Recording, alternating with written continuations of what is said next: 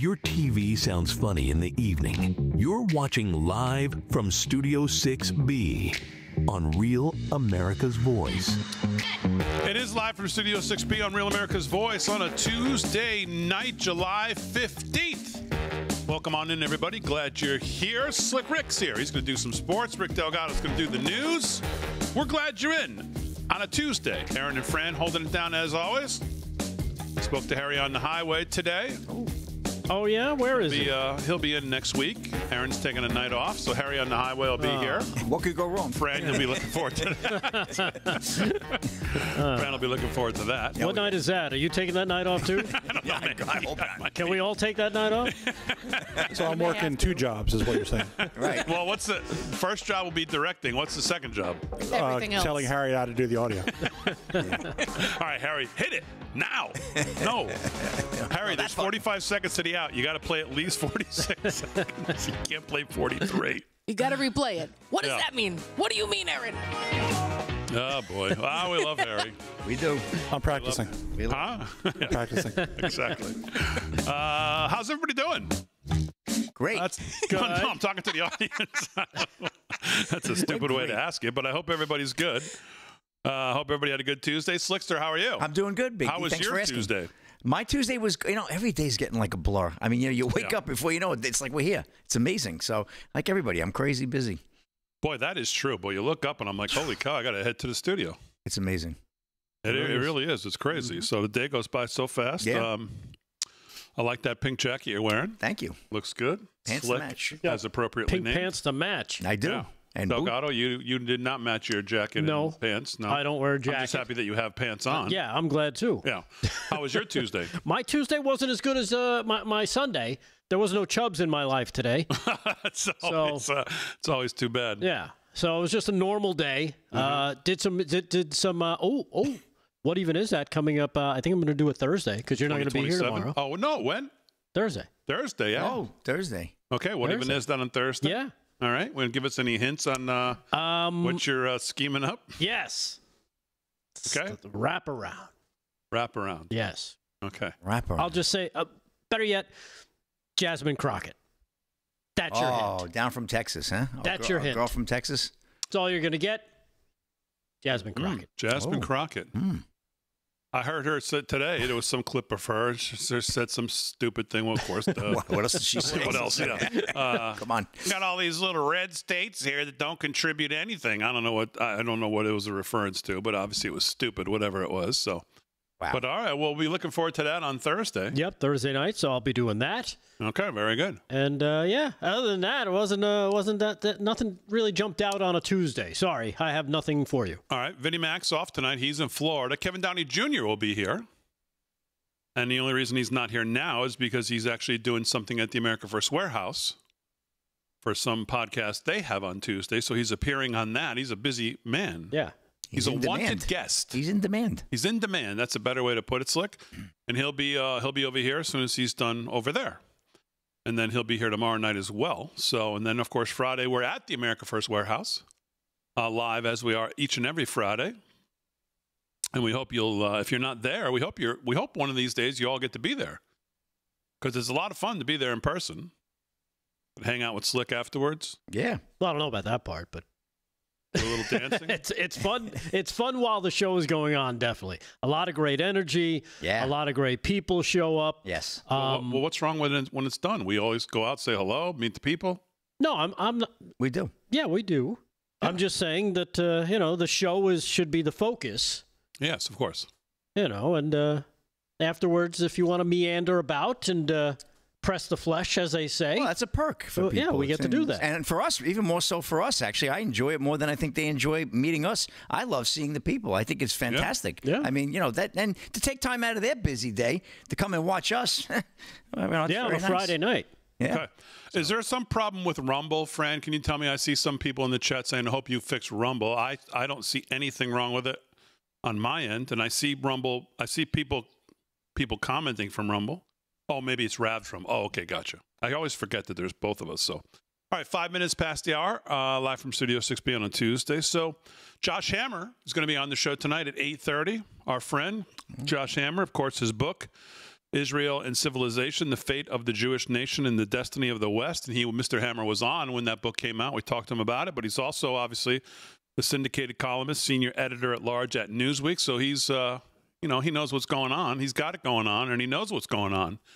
And not only does he know what's going on, so we'll ask him about a bunch of different stuff, but he was just at TPUSA SAS, and he whooped up on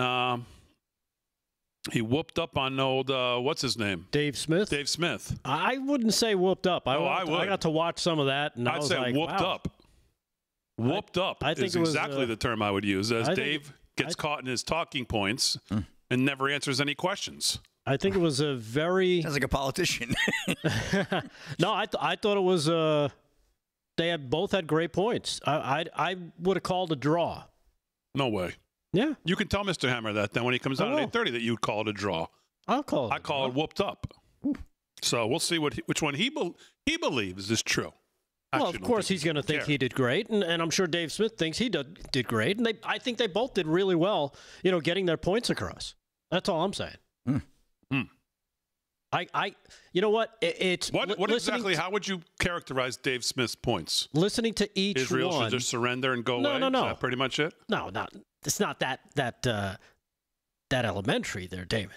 Come on. Okay. It was Elementary, right up your league. It was more. That's where I operate, so I don't know why you're surprised.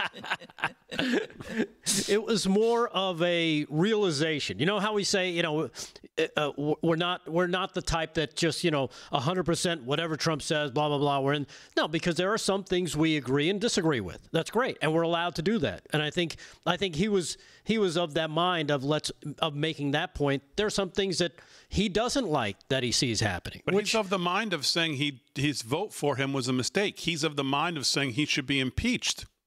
Well, that part was a little over the top, yes. But in terms of some of the reasons that led him to that, yeah, I guess. Thank you. It's a whoop up done. No, he wasn't whooped up on. I'm saying the reasons that led him up to that point. Mm-hmm. Things that he's disappointed in. So, I could see why he would think that because he's disappointed. He wanted certain outcomes. He hasn't gotten them. He may get them next year and be like, oh, my goodness, I'm so glad none of the stupid stuff I said actually came true because Trump actually delivered and now I'm happy again. Mm-hmm. We all go through it. Okay. We went through it last week with the Epstein stuff. Not very happy. Well, speaking of the Epstein stuff, and this is coming from someone who, it's not that I don't want to talk about it. I don't want to talk about it incessantly, like others on this show. I don't want to talk about it incessantly. But I have to say, it's hard not to talk about it when you get things like we got today from the president. So just a couple things. I actually wasn't going to open with this, but since we're on it. Okay, we have this. So, and I don't know if this audio works, so that's fine. We'll use yours. Let's go cut one. This was this morning. On the south lawn of the White House with his press secretary, President Trump took a question. Here's how this one sounded. Roll that. No, she's given us just a very quick briefing, and in terms of the credibility of the different things that they've seen. And I would say that, these files were made up by Comey.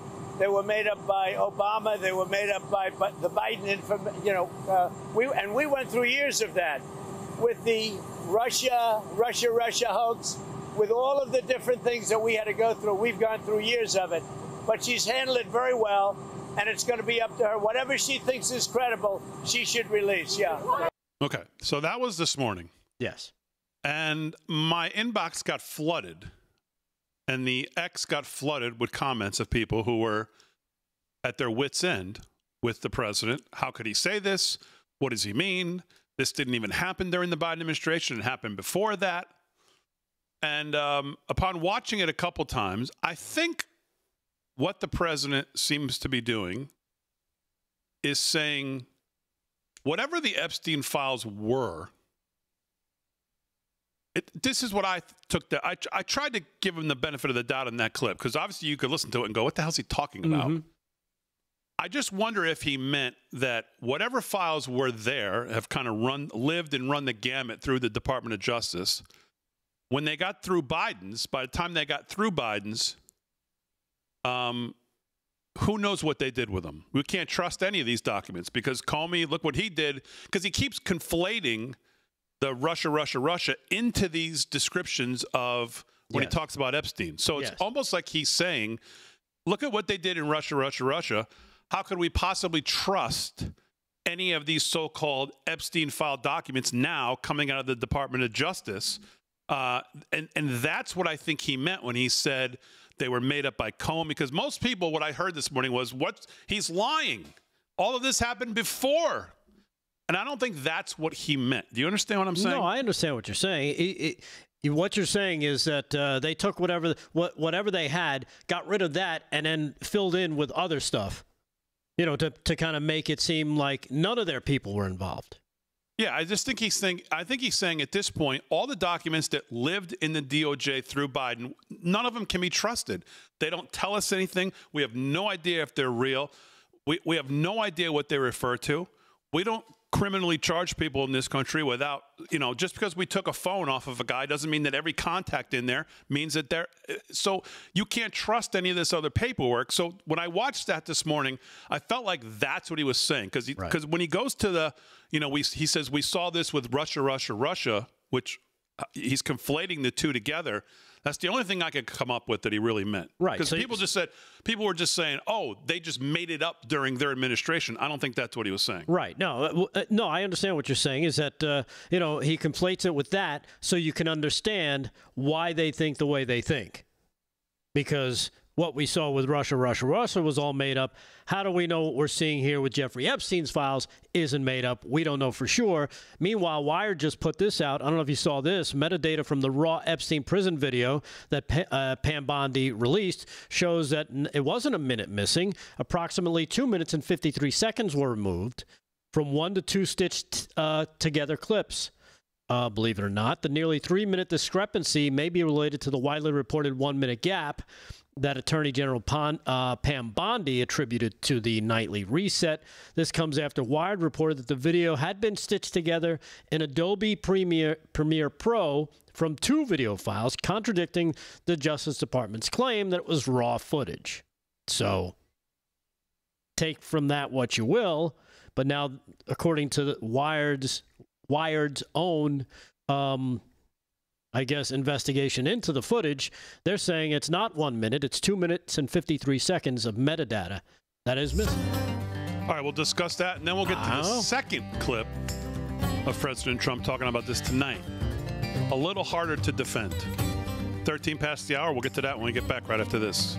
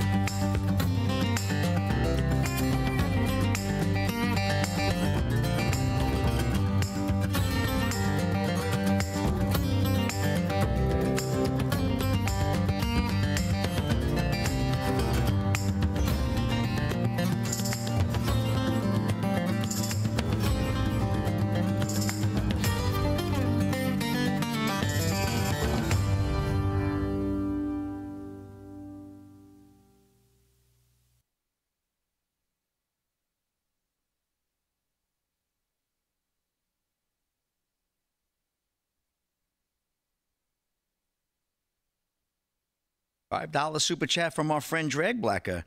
The Israel divide is what I've been saying about Boomer and Gen X, right? And the young right. The young increasingly hate Israel and Jews and Boomers. This is Drag Blacker speaking for $5 in the super chat, Big D. Drag Blacker. Thank in you the for super $5. chat.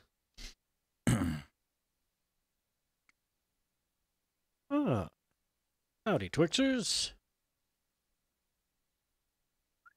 Chat, live in chat. Howdy, Rumblers, of course. Boy, Sauce Gardner got paid a lot of money, huh? Who? Yeah, they paid highest paid cornerback in the NFL. Sauce Who Gardner. was that? Sauce Gardner, the Jets cornerback. You know, Aaron Glenn's the head coach. Pay those cornerbacks. Right. Pay them cornerbacks. Right. He's now, shut how many down. touchdowns is he going to score? He probably scored 2 or 3. I wouldn't doubt it this year on pick sixes. He's that good, the kid. He's good. He's one of the best. That kid is, I mean, number one's on the field. Stay away from that guy. That's how I feel. He's like a Dion type of guy. Not that good, but just about getting there. A couple years, he might. Hassan Pfeffer, TJK, Ratchet, Jethro, Small Town Barbie, Frederick Leathers, Astro Tac 2, actually. Bill of Rights is in there. Cronach. Who? Garrett Wilson. Yeah, he got paid Who's yesterday. he? You're right. Yeah, they're shelling out money, those guys. Yeah, but are they going to do anything? Are they going to win? What does he do? Do you believe football's like I 4 can't weeks believe away? it. Yeah, camp is next weekend. The August Cowboys. 30th, college football. We got this great lineup. Oh, yeah, we got to get the odds makers rolling again. Oh, man. Can't believe that. That's always a blast when we do the odds maker. We're going to bring the fans on again this year. I want to find a sponsor for the odds. Well, yeah, that would be nice, right? Who could we get? Well, I was hoping to get an online casino. Oh, now you're talking turkey. What about Fakes 58 over here? They just do local stuff, right? Yeah, they're local. No, you need something online. Like Fakes 58. Table 2 with no backgammon. These poor.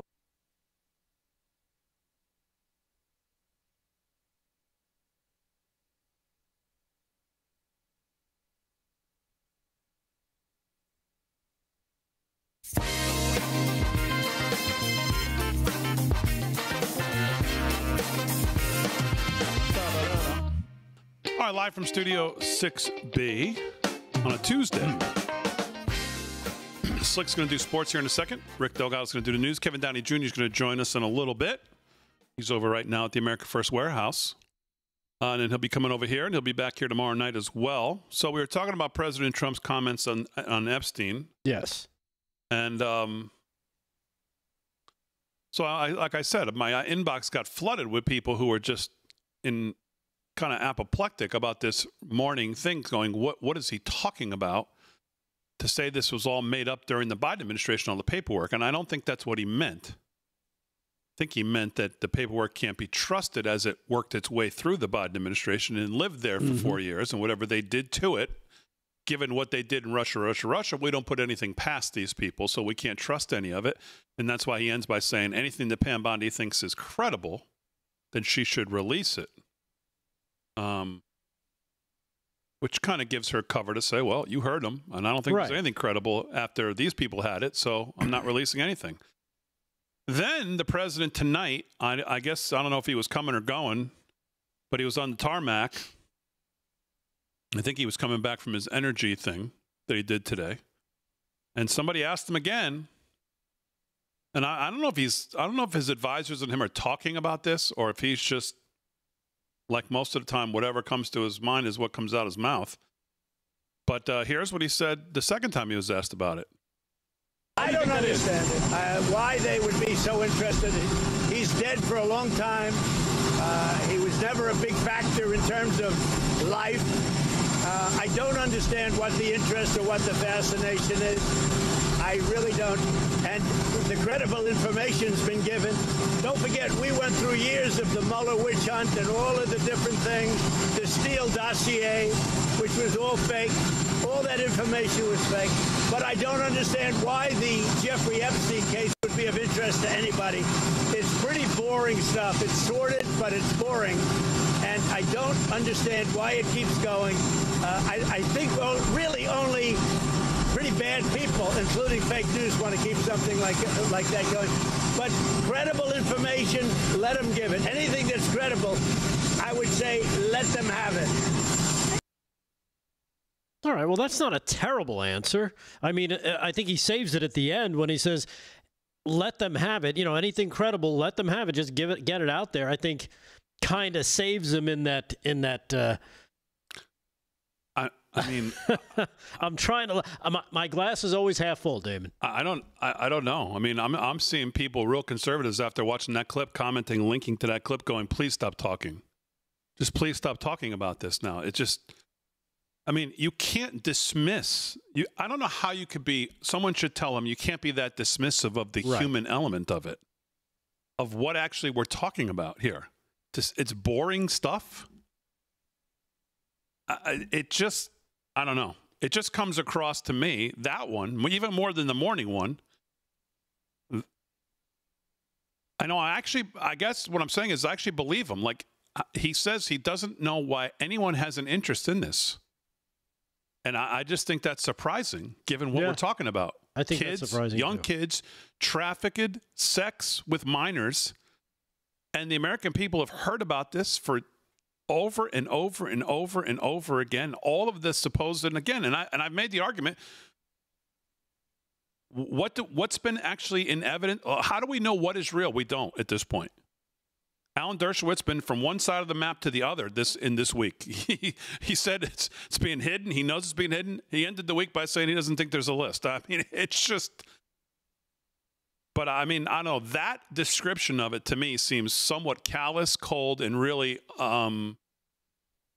undetached from the human story involved with this. Not even like the deep state stuff, like the actual like victims, the stories, the people, the kids, who they are, the deaths, the everything else. It's boring stuff. Yeah, I think he's missing the point. I don't know. I can't explain why he would think it's boring. It's probably the one thing that, because there's so many different angles to it, people want to see a resolution. They don't want to just, there's nothing to see here, move along, because that's not going to cut it. I said it. Said the first day that damn memo came out, is that this is not going away. He wants it to go away. It's not going away. Yeah, but I legitimately believe he thinks that way. What he said. That's the part that, you know what I'm saying? Right. Like, I actually think he thinks, well, this is so. What does anyone have an interest in this for? It's like the vaccine. He thought it was the greatest thing he ever did.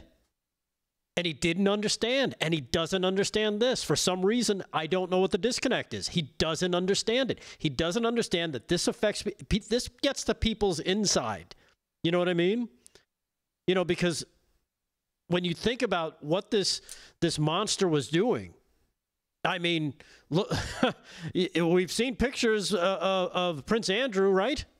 Those aren't fake. No. That's a real dude.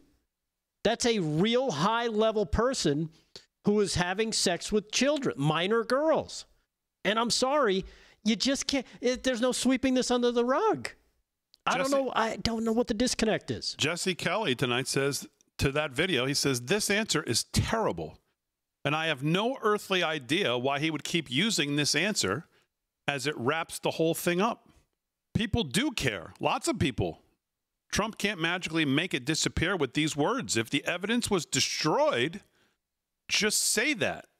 But someone's got to be honest here."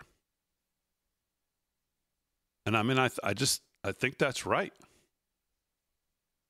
It's just callous sounding, cold sounding, and just unaware and undetached from the reality of what we're actually talking about here, it seems like. It's like I hear him every once in a while. He'll start talking about the prices lower here, here, and here. Eggs are low. Eggs have been low for the last 4 months. I don't care about eggs anymore. So why do you keep mentioning it? You know what I mean? You could have that argument. Go with the stuff that's actually on people's minds right now. What is one of those things? Unfortunately for him, maybe he just doesn't like this story. Maybe it disgusts him. If that's part of it, he's got to say that. Say, look, this is a disgusting story. I don't even like talking about it. That, I think, is more acceptable. To be like, I don't even want to talk about this. I know you guys are interested in it. I wish you wouldn't be, but it's because it's so disgusting from what we found out. But, you know, and then you know, turn it over to the to Pam Blondie over there and let her screw up talking points. But yeah, I don't get it. I don't get it, Slick.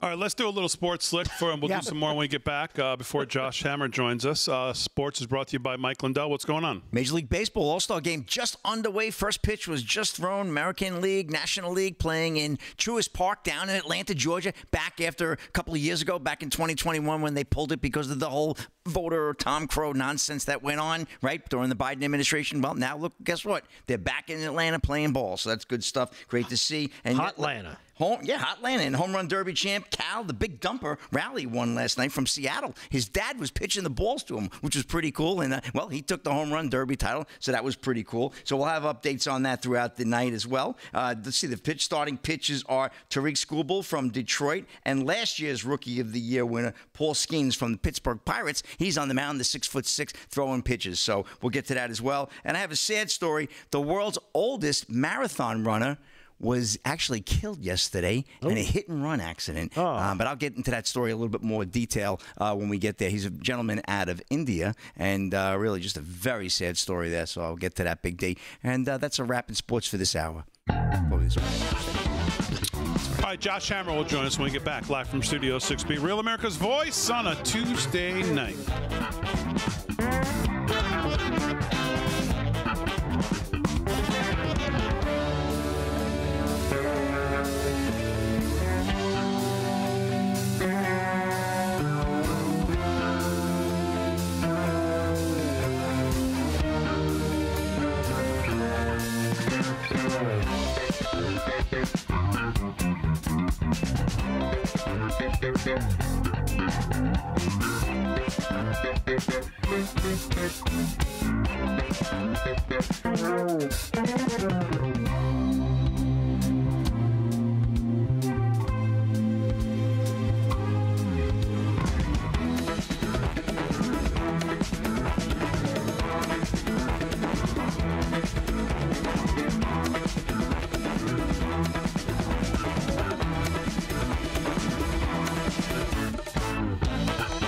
The 6-acre robotic lawnmower for $13,700. $13,700. We got a half-acre. You can get a robotic lawnmower for $2,500. That's a lot of money. Rocklick Ranch. Do you own a T-shirt? Yes, I do. I'm still paying a kid. Oh. Because the robotic lawnmower is still going to make a mess. You still got to clean it. Okay. I used to have that robotic pool cleaner. Yeah. And God, it was awful. It was like 6, 7, 8 years ago. Really? I ended up throwing it out. And I just bought a new one. And I was hesitant to buy it because I remember how bad they were. Oh, my God, have they gotten better. I've had Holy cow. The one we had for like 10 years. Got a new one 2 years ago that sucked. Threw the old one back in because it was doing such a great job. Screw it. I'm going to continue using this one. Oh, man, the one I just got is great. Which one did you get? The shark? No? Dolphin? The dolphin? I think it's called. That a real porpoise, huh? Yeah. I think it's called that. That's good. Can't believe how much different they are than they were 10 years ago. Nothing yet? Ooh, wonder if we forgot.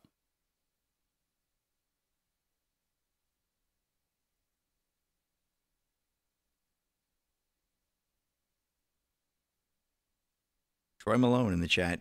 I imagine Slick's closet is full of suits and Delgado's closet is full of T-shirts. Nothing wrong with it. That's how I see it. He's about right. You have a closet, Delgado? We have drawers. I got both. You do? I got closets and drawers.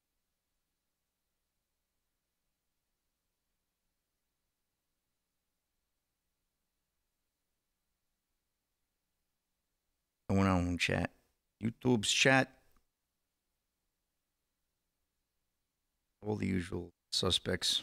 Ticked off Patriot, Jesus Perez, Moon Pie, Kathy Kirtley, Rob O, Les Durham. Who else do I recognize in the chat? Thomas, Gary S, of course. Chris D was in there. Ticked off Patriot, of course. He says he's coming in right now. Coming in hot.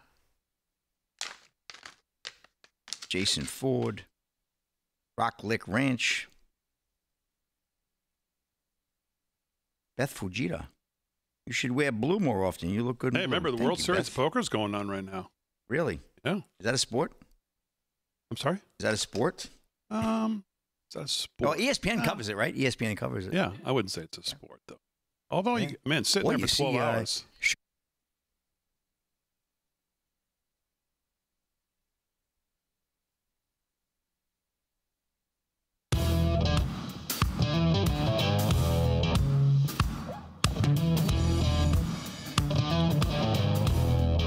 right, 30 minutes past the hour, live from Studio 6B. On a Tuesday night, Real America's Voice. Slick was doing sports. We can do a little more sports, and then we'll do some news while we wait for Josh Hammer to join us.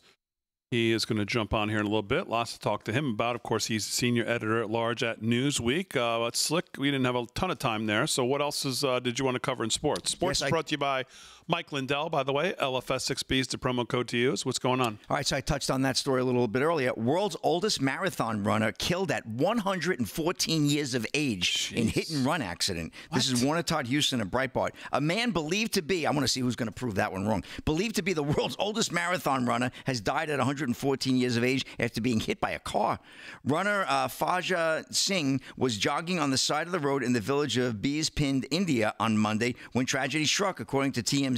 He was hit by a car as he tried to cross a road. He later died of his injuries at a local hospital. The famed runner's son, Harvinder, told the media that the driver who hit Faja took off and did not wait for the police. An investigation has been launched. The victim's running club, Sheiks in the City, said in a statement that it is with great sadness that we can confirm our icon of humanity and powerhouse of positivity, Faja Singh, has passed away in India. The group added they would continue to raise money to build a Faja Singh clubhouse. Singh made international news when he ran his very first marathon in London in 2000 at the age of 89. So it was documented there because they look into that. He finished the race in 6 hours and 54 minutes. Man, that's a hell of a time for a guy that age. My goodness. It'd be a great time for us, right? He continued to run and earn the Ellis Island Medal of Honor, the Pride of India title, and the British Empire Medal. And he also had the honor of carrying the Olympic torch in 2004 and again in 2012.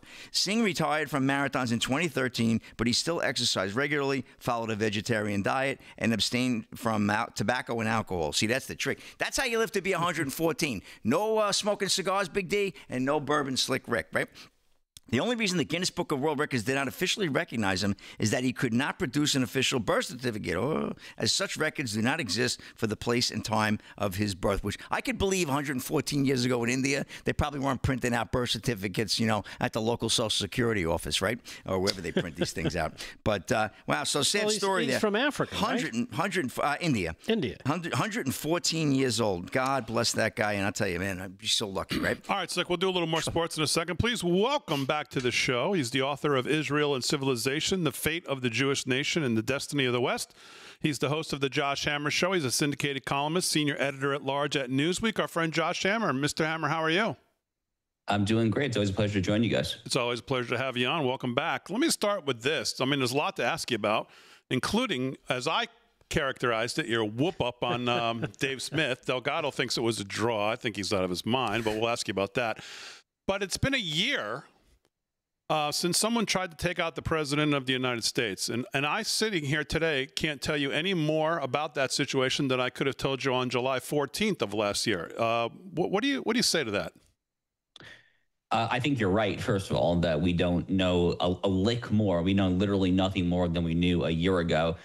And that's a shocking indictment, right? I mean, that is a shocking indictment that reveals nothing less than, I think, just rank governmental incompetence when it comes to trying to get to the bottom of what should be a top of the list scandal. But you know what this reminds me of, actually, in many ways? It reminds me of the Dobbs abortion opinion leak at the U.S. Supreme Court. People forget about this. This was a little over 3 years ago. It was May 2022, so just before the opinion came out, about a month before it came out to overturn Roe versus Wade.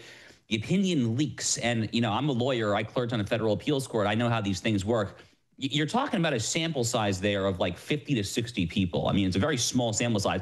And we're told to this day that it's an unsolvable mystery. So I can't say that I'm too shocked, talking about Thomas Matthew Crooks and the shot that was millimeters away from blowing up Donald Trump's head on global television. I guess I'm not shocked beyond belief that we're told that we don't have any answers there, but it certainly stinks to high heaven, if nothing else. And yeah, it's just awful. I mean, I wish I had more to say about it, but it's just one of those things that just reminds you that the government, frankly, in many ways, oftentimes just really sucks at most things that it does. Yeah, yeah, exactly. Hallelujah. Yeah. But that's kind of the point, right? Because I think what people say is we shouldn't be shocked because, quote unquote, our guy is in, and these are his people now who are in. So why are there still all of these unexplained events? Why is it that we're now going through this Epstein thing? Why is it that we don't know anything about the shooter? Why is it we don't know the pipe bomber? Why is it we don't know the leaks? And our guy's been in with his people for 6 months, even though it's not a lot of time. But that's, I think, to the point of what people are feeling. Like, if this administration can't prove that they can kind of unwind and get into the deep state, we're never going to know about any of this stuff. Is that a legitimate thought? Yeah, it's a very legitimate thought, and especially combined with Elon Musk and Doge. I mean, for all the flashy nature of Doge and for all the talk of Elon Musk and his team of Mensa-level, high IQ nerds, you know, sleeping late nights at the Eisenhower Executive Office Building. I mean, for all that talk, they managed to identify what, $160 billion in rescissions, which, you know, don't get me wrong, that's not chump change. But you look at the fact that we're now running $1 trillion deficits every year. That's not exactly going to save the fiscal house, is it? That's not exactly going to bring us away from the brink. So, you know, Elon Musk in many ways kind of got owned by the swamp. I mean, I'm thankful for the fact that he identified that much in savings, but he in many ways really kind of got owned. And, you know, unfortunately, I think Donald Trump, in some ways, is learning yet again that the deep state is just a permanent fixture at this point, it seems, of Washington, D.C. Now, again, I say permanent a little bit tongue-in-cheek. I mean, you know, God willing, it'll get better. I mean, Donald Trump still has 3.5 years left. I don't necessarily blame Donald Trump, to be very clear here. There's a lot of really, really crappy legal precedent that would attempt to preclude or at least infringe upon the executive's ability to fire administrative state personnel. I'm optimistic that the Supreme Court will start to take up more of these cases in the next year or two, but at some point you're going to run out of time, right? So it's not great. It's not a great situation, but I have some reason for cautiously thinking it'll get better. What do you make of President Trump's he's kind of turned on obviously thinking that he could solve the Ukraine-Russia situation before he got it inaugurated, which obviously now he says, well, I was kind of saying that facetiously. But he clearly now is frustrated with Vladimir Putin. He's kind of realized that this is going to be a tougher nut to crack. When I look at President Trump and his foreign policy, it just seems to me that he wants to, I'm not going to be an isolationist. I want peace, but it's going to be peace through strength. But more than anything else, it's going to be try to do this through common sense. He clearly is seeing the Putin thing now as an issue. What do you make of all of that? Look, I think Trump has handled the Russia-Ukraine portfolio about as well as one could hope for. He said that he would make peace in 24 hours. Obviously, that didn't happen, but he's tried really, really hard. I mean, he and his team have tried really hard. They've applied pressure on Zelensky. They've applied pressure on Putin. They've had countless sit-down meetings. Look, at some point, it seems like you have to just basically look at the situation and soberly conclude that Vladimir Putin is just not playing ball. I mean, he's just not. He's lobbing more missiles and drones inside of Ukraine at a higher, more rapid fire rate than any time over the past 3 years. Now, at some point, what are you supposed to do exactly other than try to escalate tariff sanctions, various other measures to try to force Putin to come to the negotiating table? Now, it's also true on the other hand that the European powers, in theory, should really be taking the responsibility for all of the above. That was kind of the whole point of J.D. Vance's outstanding speech at the Munich Security Conference back in February this year. But the reality is, you know, Germany, France, Italy, et cetera, they're not currently there yet. God willing, they will get there sooner rather than later, although I'm not exactly optimistic about that. But that's what's supposed to happen. But for now, you know, America looks at the geopolitical chessboard, and I'm not entirely sure what Trump is supposed to do at this point other than what he's doing. I say that, by the way, as someone who's been very skeptical of U.S. involvement in Ukraine basically since day one. I very much am a let's try to end this thing ASAP kind of guy there, but I think Donald Trump has given that a good faith effort, and at some point you just look at the other guy and like, he's not going to play ball, so what are you supposed to do? Yeah. And that kind of leads me into the turning point. You and Dave Smith, obviously, that's not the first time you two sat down, if I remember correctly. You did one of those before.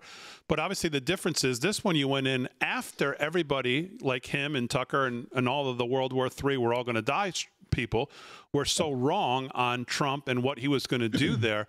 When you go into a debate like that, and just give me your kind of go in, like what's your mindset going into that, and what did you think of how it ended up?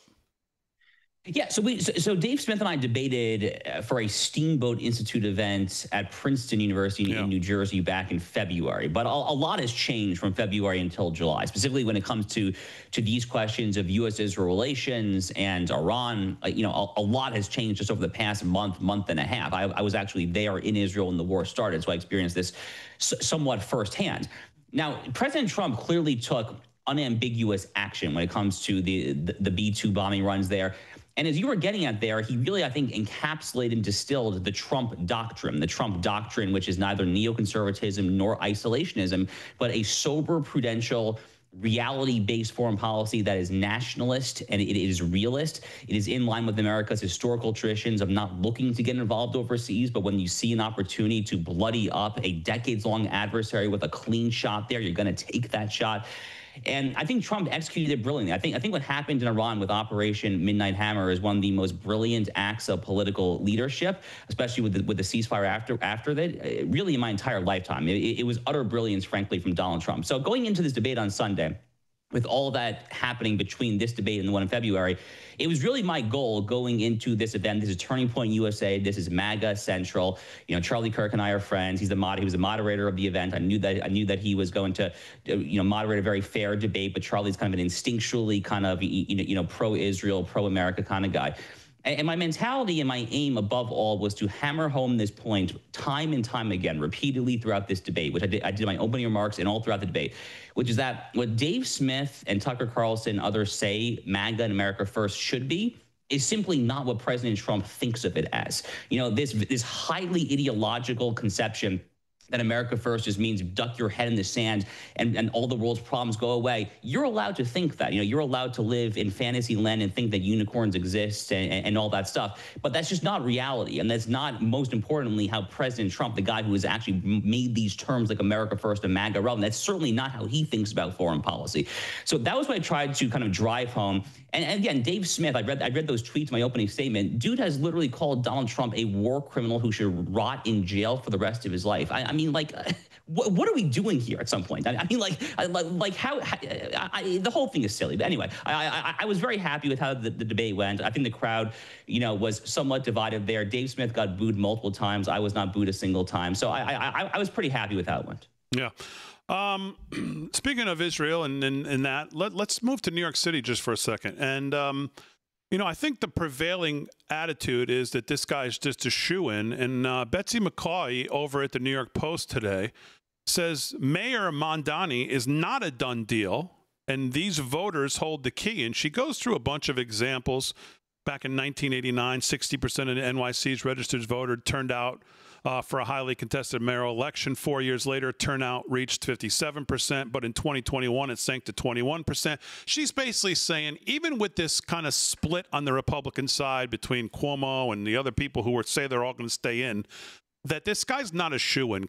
Just give me a little bit of what you think of this guy overall, the fact that we're here dealing with this, and then what do you think about, is he a shoo-in in New York City or not? So Mamdani is a full-fledged communist. I mean, he's not even a socialist. Let's not use a word as quote-unquote nice as socialist. He is an actual, literal Karl Marx Communist Manifesto quoting communist. I mean, you can go on his Twitter feed, his X feed, and go to the old tweets, to each according to their own abilities, each according to their needs. I mean, he literally quotes the Communist Manifesto. And it's astonishing. It really is astonishing that this guy won the Democratic mayoral primary. I mean, in many ways, he's kind of the perfect distillation in one person of what many of us have referred to over the years as this red-green alliance, of this alliance between the communists and the Islamists. Linda Sarsour, the old head of the Women's March, another kind of perfect encapsulation there. It's this very bizarre alliance between various anti-Western civilizational forces there. And they're teaming up now in the form of just this one person, Mamdani. And, God forbid, if he's actually elected mayor of New York City, I think you're looking at a tremendous exodus, a tremendous exodus of people, of businesses. Frankly, I would not be shocked if, like, the New York Stock Exchange started looking to relocate to Dallas, Texas, or Miami, Florida, somewhere like that there. It could definitely happen. If he actually does what he says, you're looking at massive, massive changes like that, property taxes, the whole thing. I think he's probably going to win, if I had to guess. If I actually had to handicap, I think he's probably going to win, unless the rest of the field genuinely consolidates. And the key thing is that consolidation has to happen sooner rather than later. So Andrew Cuomo is now running as an independent.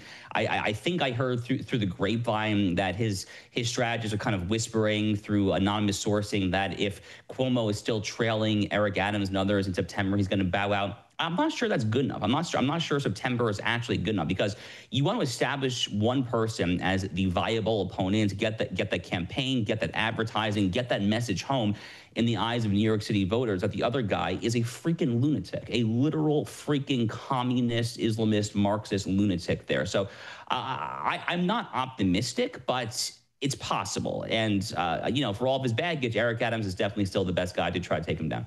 Yeah, to your point, there's a poll out today that shows in a two-way with Cuomo, and again, you don't trust the polls, but in a two-way with Cuomo, he loses. In a two-way with Eric Adams, he wins.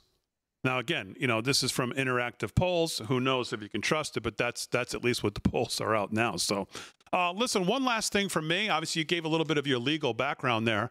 What do you make of the Biden auto pen? The New York Times had this big story out yesterday that they, I think, thought was going to help Biden. I don't think it helped at all. I think it made it way worse. I don't know if you read that or saw it, but what do you make of the auto pen situation? I asked John Solomon this last night, and I was surprised. He thought there might be some fire where there's smoke. I was a little surprised to hear that, but given your legal background, what do you think? Yeah, so look, I really hate to mislead audiences and to try to gain their hopes up falsely. I try to be very sober and call it like I see it. So there is a lot of smoke here. I am not convinced that there is going to be an end to this tunnel. I think it is non-frivolous enough where it's probably worth some sort of lawsuit bringing. But look, I mean, let's play this out a little bit. So there was a 1960s era. I forgot which president, Kennedy, Johnson. I forgot exactly who it was. But there's a White House counsel's opinion from the 1960s that essentially says that a president delegating the auto pen is legally the same thing as the old King of England 400 or 500 years ago delegating to someone in the royal court to use the royal seal to stamp an edict, a decree of the king, which is a very fancy way of saying that they tried to make it legal essentially with this proclamation. Now, having said that, it's never been really tested in the court, so maybe it's worth a theory. But the reason that I'm skeptical is because this is kind of bread and butter Article 3 standing law. In order to actually have standing in federal courts, among the things that you have to prove is that there's a federal court that stands ready and able to actually provide you with a tangible remedy. In other words, that a court is situated to actually make the plaintiff whole at the end of this litigation there. I'm not entirely sure what that looks like. I mean, let's say that you're one of the 1,500, 2,000 people or whatever it was that were commuted or pardoned from Joe Biden on the way out the door. Let's say that you're out of prison and now you're at your home in Idaho or Kansas, whatever. You're fishing on a river there. I mean, what is the actual request? What is the remedy here? That we're going to grab that person and throw him back in jail? I mean, it's a little far out there, to be honest with you, as far as kind of just bread and butter legal theory goes. But it's very sketchy. It's deeply, deeply sketchy, if nothing else. I think we all agree on that there. As far as the legal bit of it there, I'm skeptical, but it's not so crazy that it's not worth throwing a Hail Mary, I think. Yeah. He's Josh Hammer. He's the author of Israel and Civilization, The Fate of the Jewish Nation, The Destiny of the West. He's obviously a syndicated columnist, senior editor at large Newsweek. Josh, always appreciate your time. Thanks so much. Thank you, guys. All right, there you go. Josh Hammer here live from Studio 6B. Great stuff. A lot of stuff to cover. Boy, I could have talked another half an hour with him with all the other questions I had. But what'd you think, Delgado? Very good. He's always good. Yeah. Kevin Downey Jr. has arrived. Mr. Downey Jr., how are you? I'm lovely, thank you. Sorry I couldn't be here earlier. Had a predetermined podcast before I got the nod for tonight. You're a wanted guest, did we hear? And how did that go? One great thanks. The Patriots podcast, you can see it at the AmericaFirstWarehouse.com. And if you miss it live, then you can see them all later. Okay, very good. Kevin will have some news later. We'll hear about maybe what he's talked about on the podcast here coming up. So Josh Hammer, again, I want to thank him for giving us a few moments. And, well, he's a little different, a little more sobering on the auto pen thing. And I probably lean more to him than I do that we're actually going to see something come of this. Delgado, what do you think? Well, I always said it was going to be a stretch because you got, let's face it, it's somebody saying, oh, well, I did this. Well, you got to prove that they didn't do it. You know what I mean? It's kind of a word thing. It's kind of a, my word versus their word. They're probably going to defer to President Biden in that case. So I don't really see. But if there's the opportunity that possibly that some of these can be thrown out. I'm not saying all of them, but some of them, like the one for Fauci. That would be a wonderful one to be tossed. Oh, yeah. Because he needs to be held to account. Yes. That'd be awesome. People like that. I think those, when Josh talks about, people needing standing, who could be made whole? Well, the American people could be made whole with that one, having someone actually stand up for their crimes of lying to the American people over and over again under the guise of being, Mr. Science. And Jeff Zients, they don't have him, but he did send an email at 10:31 p.m. on Biden's last night and said, here's what I've decided we're going to do. If he decided that and not Joe Biden, how does this stand? Right. Yeah, that could be the thing. That one line in that email. I think Josh's point, though, about the precedent of saying the president basically saying that the is the same as the king. What did he just? He just laid it out. Yeah. I think that's your challenge, is to get a court to say, the presidential pardon power is pretty plenary, and it's never been obviously questioned or challenged like this. To find something that's gonna, I don't know. I kind of lean to what Josh is saying. But if you've got that special prosecutor saying, we're not gonna punish Biden. He's an old man. He doesn't know what's going on. That's got to hurt him in a courtroom. Right. To have that guy testify with that. Yeah, because that conclusion by that doctor was made before he started giving out all these pardons and commutations. So it's like, well, is he a well-meaning elderly man who can't be prosecuted? But he is still the president. But he's the president, so we have to listen to him over here. They can't both be true. Yeah, that's one of them. You can't do both of them. He's a vegetable or he's not. Make up your mind, Democrats. Yeah, I don't know. All right, 9 minutes till the hour. Let's do a little news. We haven't done much headlines, and now we'll be with Rick Delgado. What's going on, Delgado? All right. Well, there is so much going on, Damon, and these are the best headlines in the world.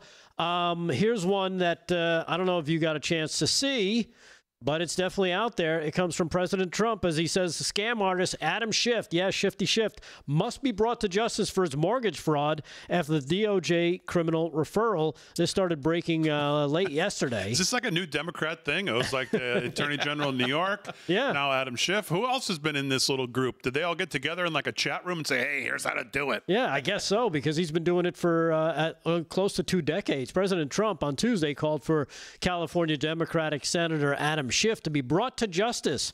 No one's above the law here, Damon. For alleged mortgage fraud after the federal housing agency sent a criminal referral to the Justice Department. That's the one part of equality they don't want, the Democrats. Yeah. Equality is equal application of the law. That's the one they don't like. Right. Regarding to his Schiff's ownership of a Maryland home, President Trump says, I have always suspected Adam Schiff was a scam artist, and I now learn that Fannie Mae's Financial Crimes Division have concluded that Adam Schiff has engaged in a sustained pattern of possible mortgage fraud. Trump wrote on Truth Social, the fraud began with the refinance of a Maryland property back on February 6, 2009, and continued through multiple transactions in the state of Maryland, while claiming a second home in California was his main occupancy. So he's got a little problem with the mortgage fraud. The same thing that we saw Tish James. Yeah. So if he gets charged like she got charged, oh no. So we'll see what happens with that. She didn't get charged. She didn't get charged yet? And he's not going to get charged either. They're investigating. We'll see. Glass half full, Damon. I hope so. I hope so. If he did it, he should be. Right? Yeah, exactly. Charge him. So charge him. Charge him. He should be.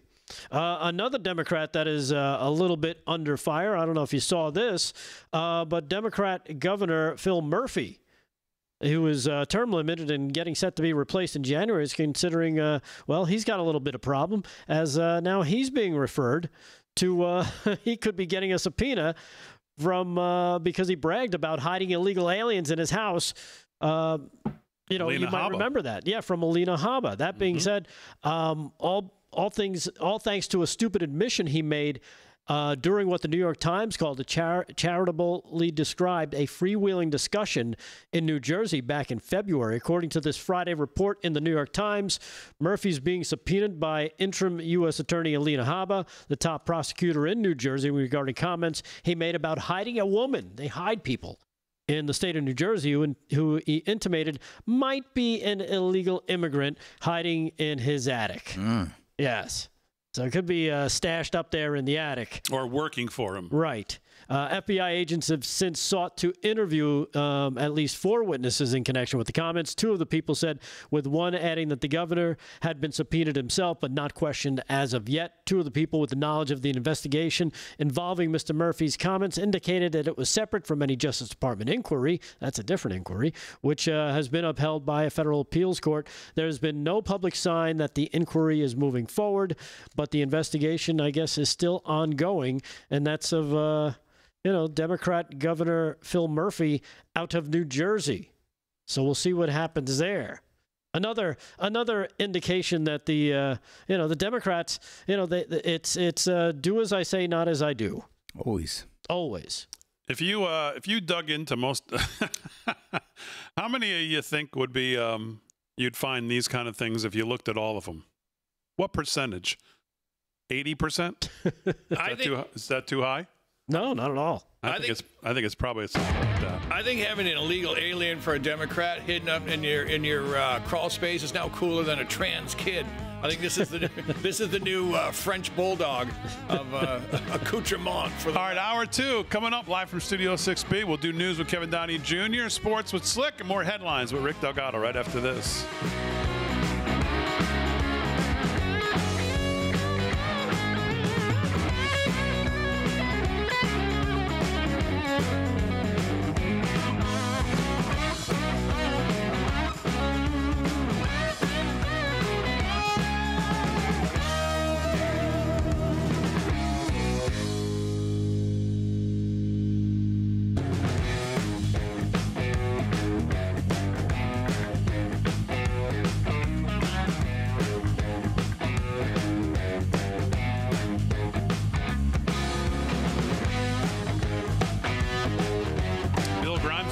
Says good radio in the AM, KDJ. Oh, thank you, sir. And bonus to see you in the evening. Yes. Thank you. How is the radio show going? Oh, great, thanks. Going great. I can't complain. How was your gigs last week? Oh. Yeah, how was Saratoga? You know what? I'll tell you, it's a lefty town, and I was getting away with a little more than I could have a couple of years ago. Oh, really? Oh, yeah. There are a couple of hipsters up front. And I mentioned Mom Dami, and he goes, "Well, I kind of like that guy." What? Yeah. And I ripped into him because he lives in Troy. I said, "Oh, so you're chasing the black folks out of Troy because it's a traditionally black town." And I said, "Here come the hipster white kids." And now you like communists. I said, it only killed 100 million people in the last century. And he goes, "Well, I like a little bit." I said, "Oh, so only 40 million this time. That sounds great." Oh God. And he shut up for the rest of the show. I kind of like that guy.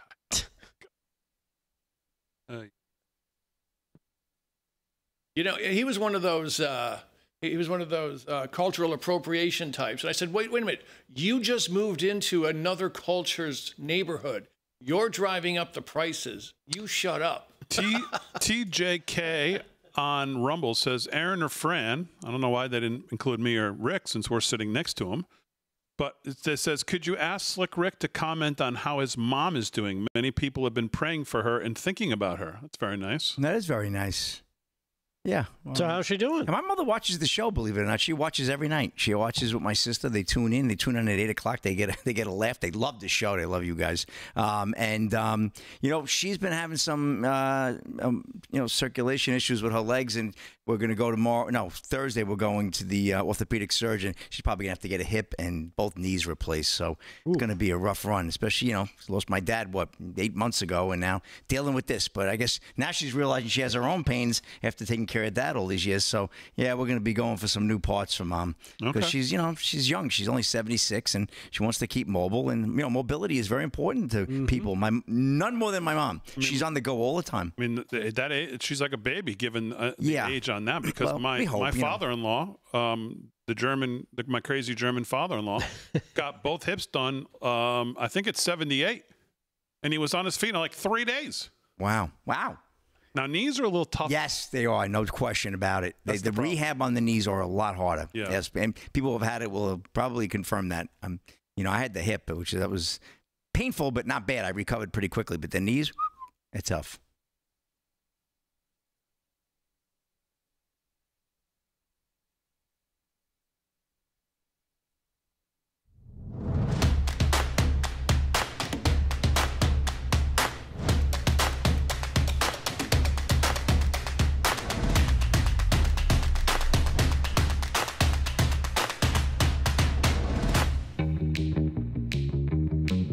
Here's the deal.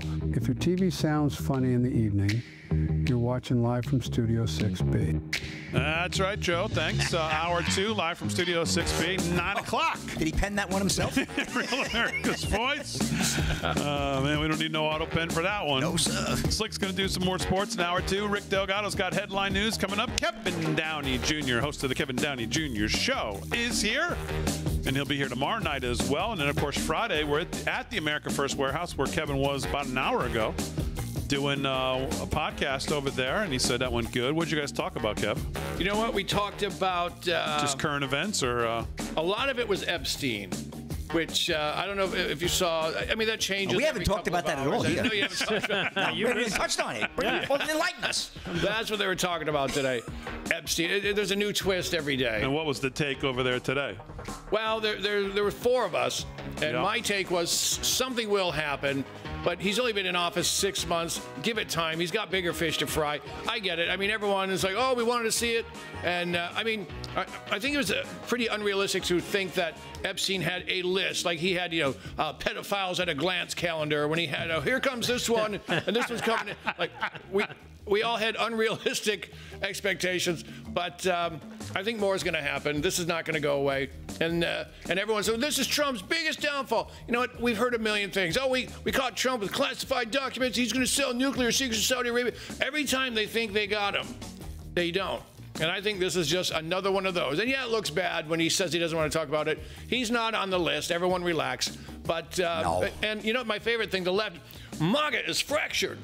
There's a civil war in MAGA. No, there's not. I spent a lot of time with MAGA people, and that's just not us. I mean, we don't agree on everything, and that's fine. We're not communists who say yes to whatever we're told to say yes to. We get to disagree. And that's one of the big differences between us and the Pinkos.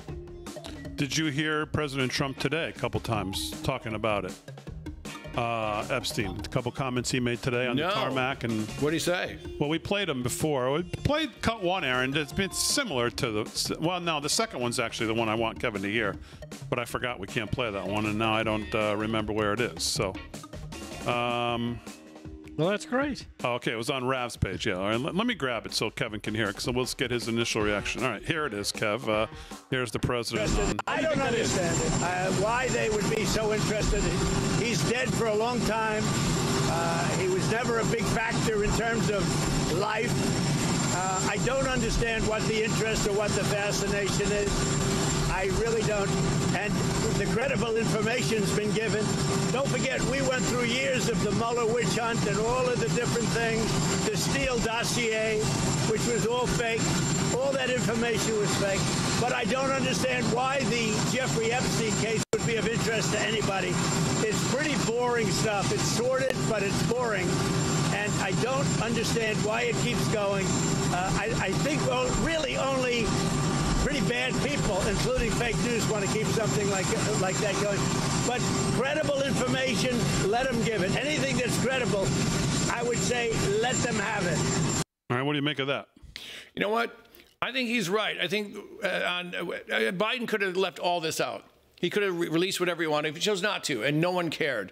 I think our side was told, you got to care about this, because this is a worldwide thing, and it's a pedophile, and he's got everyone on a list, and it's the elites, and blah, blah, blah. And there are some. I firmly believe Bill Gates. Well, we know Bill Gates' wife. She said, I left him in part because of his friendship with Jeffrey Gates. Or Jeffrey Epstein. Bill Clinton's got to be on that list. And Prince Andrew, I think we kind of know is. But I don't think every member of Congress is on. Dershowitz said today that there's no one in government right now who's on that list. He also said, we've seen all the lists. Every name is on that list. And that includes Naomi Campbell and whomever else, who probably not a pedophile. But all the names relevant to the sexcapades are on that list. And he said, first he said, he said, "Oh, I've seen this, and I know who they are." Then he said today, it's an FBI affidavit, and being close to the case, I was able to say, all right, person 1 has got to be so-and-so, person 2 has got to be so-and-so, and you can't let it leave. I think it's going to be less spectacular than people think. Okay, very good.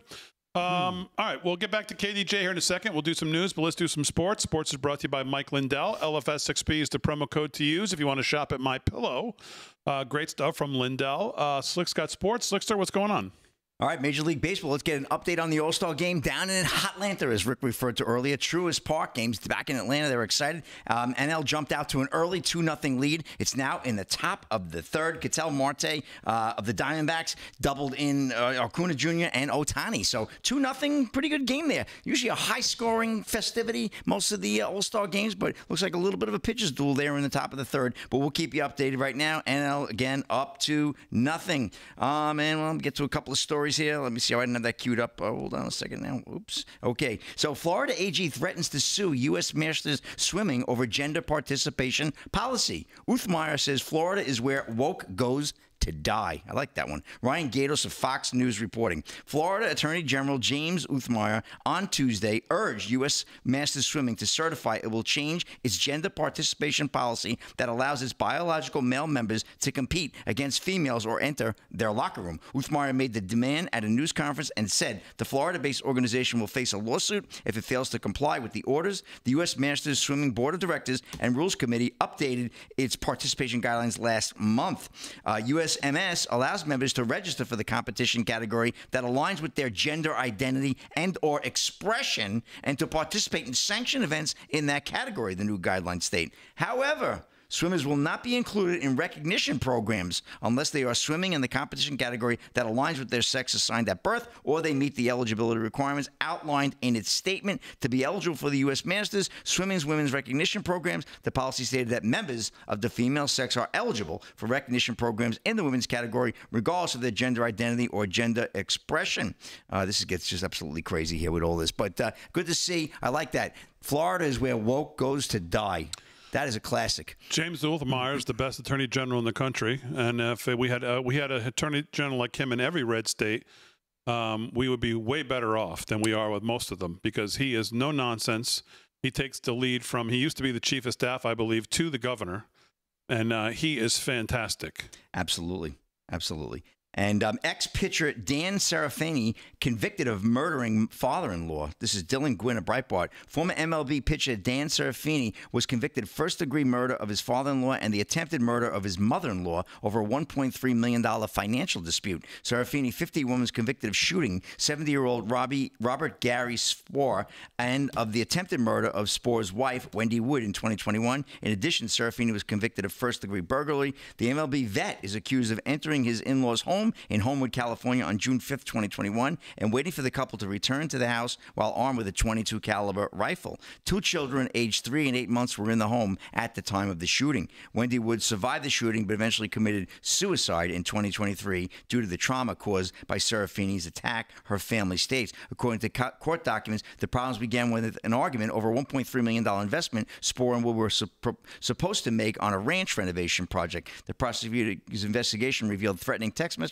from Serafini to his in-laws regarding money. "I'm going to kill them one day," the former pitcher wrote in a text. He also wrote, "I will be coming after you and take me to court." Incredibly, the couple gave Serafini $90,000 on the day he ambushed them. So just absolutely crazy. Serafini went 15-16 with a 6 ERA, not a great pitcher, in his MLB career, which began in 1996, 4 years after the Twins drafted him in the 26th round of the 92 draft and ended in 2007. So he had more than a cup of coffee in Major League Baseball. The former MLB pitcher is being held without bail and entering until his sentence on August 18th. So really sad news there. He also pitched for the Reds for a bit, too, so picked up that story earlier. And that's a wrap in sports from me, Big D. Back to you. All right, Slick, very good. So there's news tonight going on the House, not the House floor. Actually, it's the Senate floor. And that, of course, is the rescission package. First one, the big rescission package, which was about started out at about $0.8 billion is what they came up with, which again is like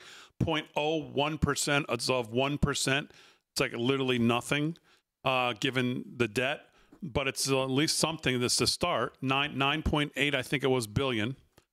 Of course, that got floated out there. And then, of course, you didn't really hear much about it. You certainly didn't hear Republicans really go to the mat fighting for it and saying we're not going to cave. This is an absolutely the least amount of a starting point. And then you start to get wind of Murkowski and Collins and the other ones saying, well, we may not support it. And, of course, the Republicans immediately cave, and then they start negotiating little bits out of it. And 9.8 becomes 9.5, becomes 9.3. Then it gets down to $9 billion, which I think is the number that went to the floor tonight. And guess what? The vote's 50-50 because 3 Republicans voted with the Democrats, so it didn't pass. And I don't think J.D. Vance is around to break the tie, or at least he's not as of right this second. So we can't even pass $9 billion. Wow. In rescission cuts because they don't want to defund their precious PBS or NPR, whatever the hell it was.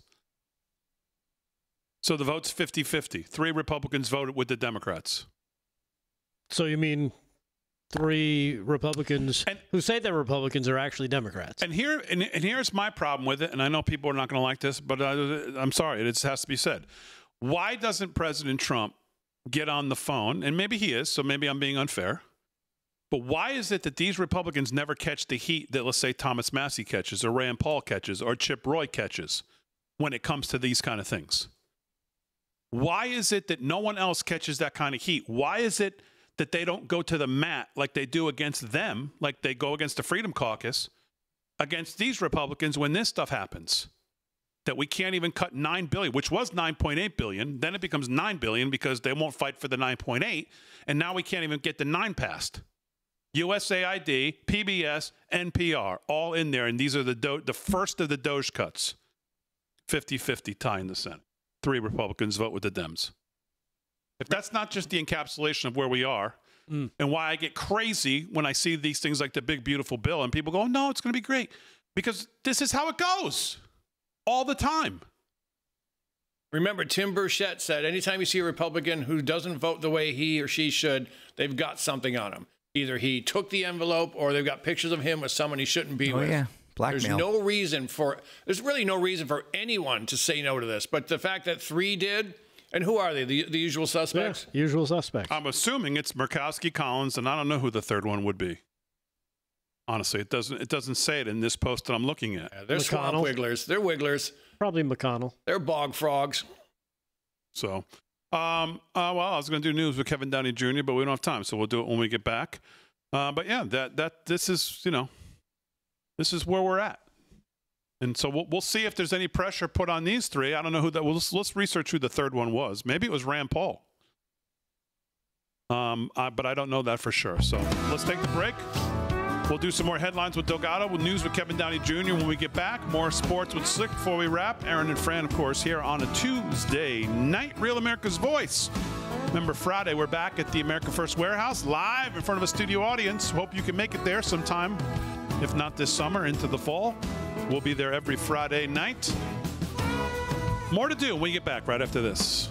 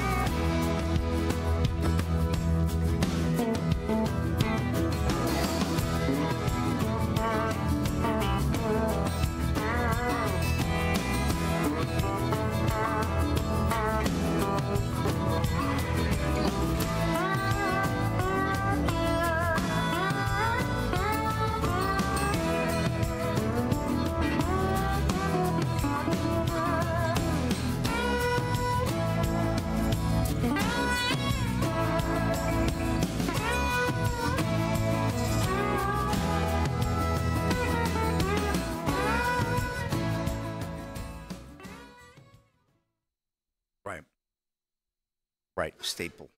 Yeah. Or I could tell them.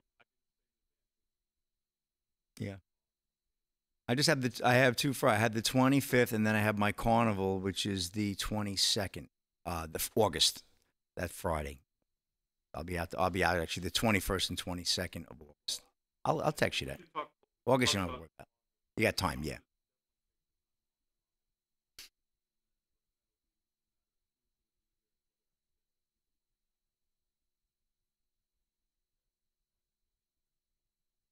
What, come here and do the show there?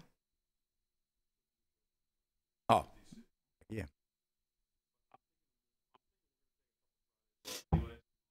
Yeah, it's the summertime. It's the only time we get. I just have that big carnival. Those 2 days, forget it. I'm packed.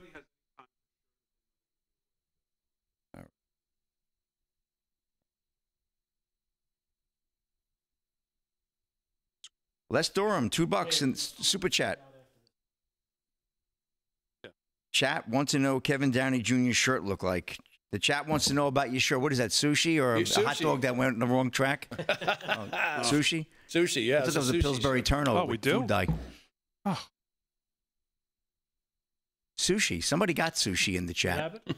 They did say sushi. Might as well go. Sushi it is. Well, when you said Pinkos, I got nervous with my jacket on. You know, Kevin? What's that? You said Pinkos. I got a little self-conscious with my jacket.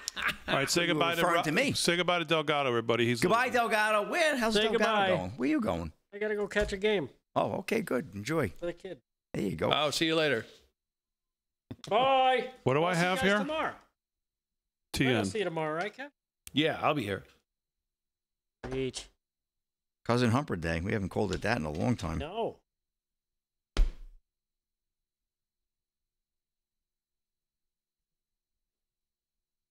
Who's the Les Durham. Okay. 5 questions on that. Oh yeah. Oh wait. What?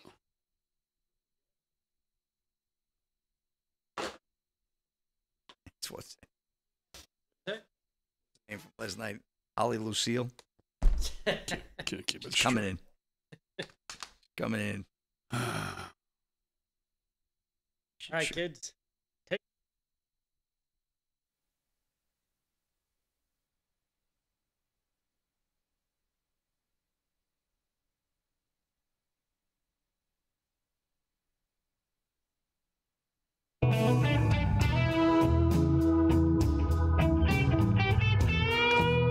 All right, sound like the blues on a Tuesday night. Let me talk to you about our friends over at the Tax Network. If you're stressed about back taxes, maybe you missed the April 15th deadline, or your books are just a mess, well, don't wait. The IRS is cracking down. Penalties add up fast, 5% per month, up to 25% just for not filing. But there is help. Tax Network USA can take the burden off your shoulders and stop the spiral before it gets worse. They've helped thousands of Americans, whether you're an employee, a small business owner, or you haven't filed in years. Messy books, no problem.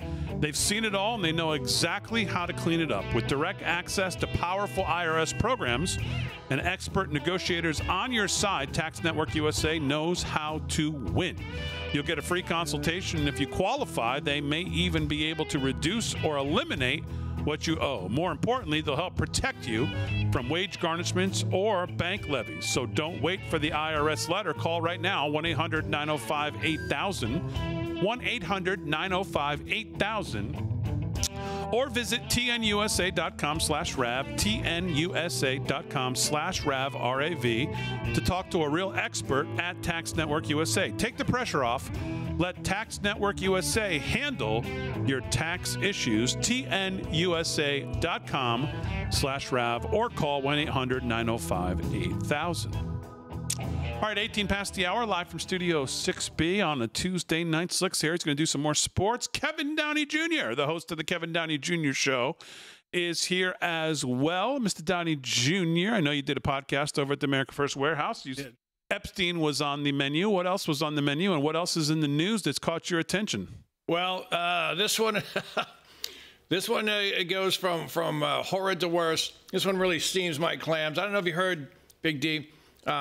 Some convicted pedophile tried to snatch a kid in Colorado. Disturbing video. He's chasing kids around. Yeah. And he snags one, and he takes off with them, and they stop him. And they decide, well, we're going to throw him in jail. Well, you can't do that. They gave him a mental competency test. I mean, he looks like he's got it all together. Yeah. That guy with no teeth, and he looks like he looks like the last guy off the plane from Haiti. Man. All right, they kicked him into the back. He's an ugly. Well, I don't want to say because it turns out now they said we can't prosecute this guy because he's crazy. Turns out he's actually transgender, and we know how much the lefties like those people. So he's a transmobob. They figured they let him go. Fortunately, justice might prevail because the animal who is going to let this animal go, well, she's getting recalled now. And this is something that you haven't really seen. We don't really see this. We've seen horrible things happen, and especially, in the big blue toilet states. We've seen, recently, as you know, California, they found a bunch of kids picking the dubage at a dubage farm in California. And I just thought, okay, that's child trafficking.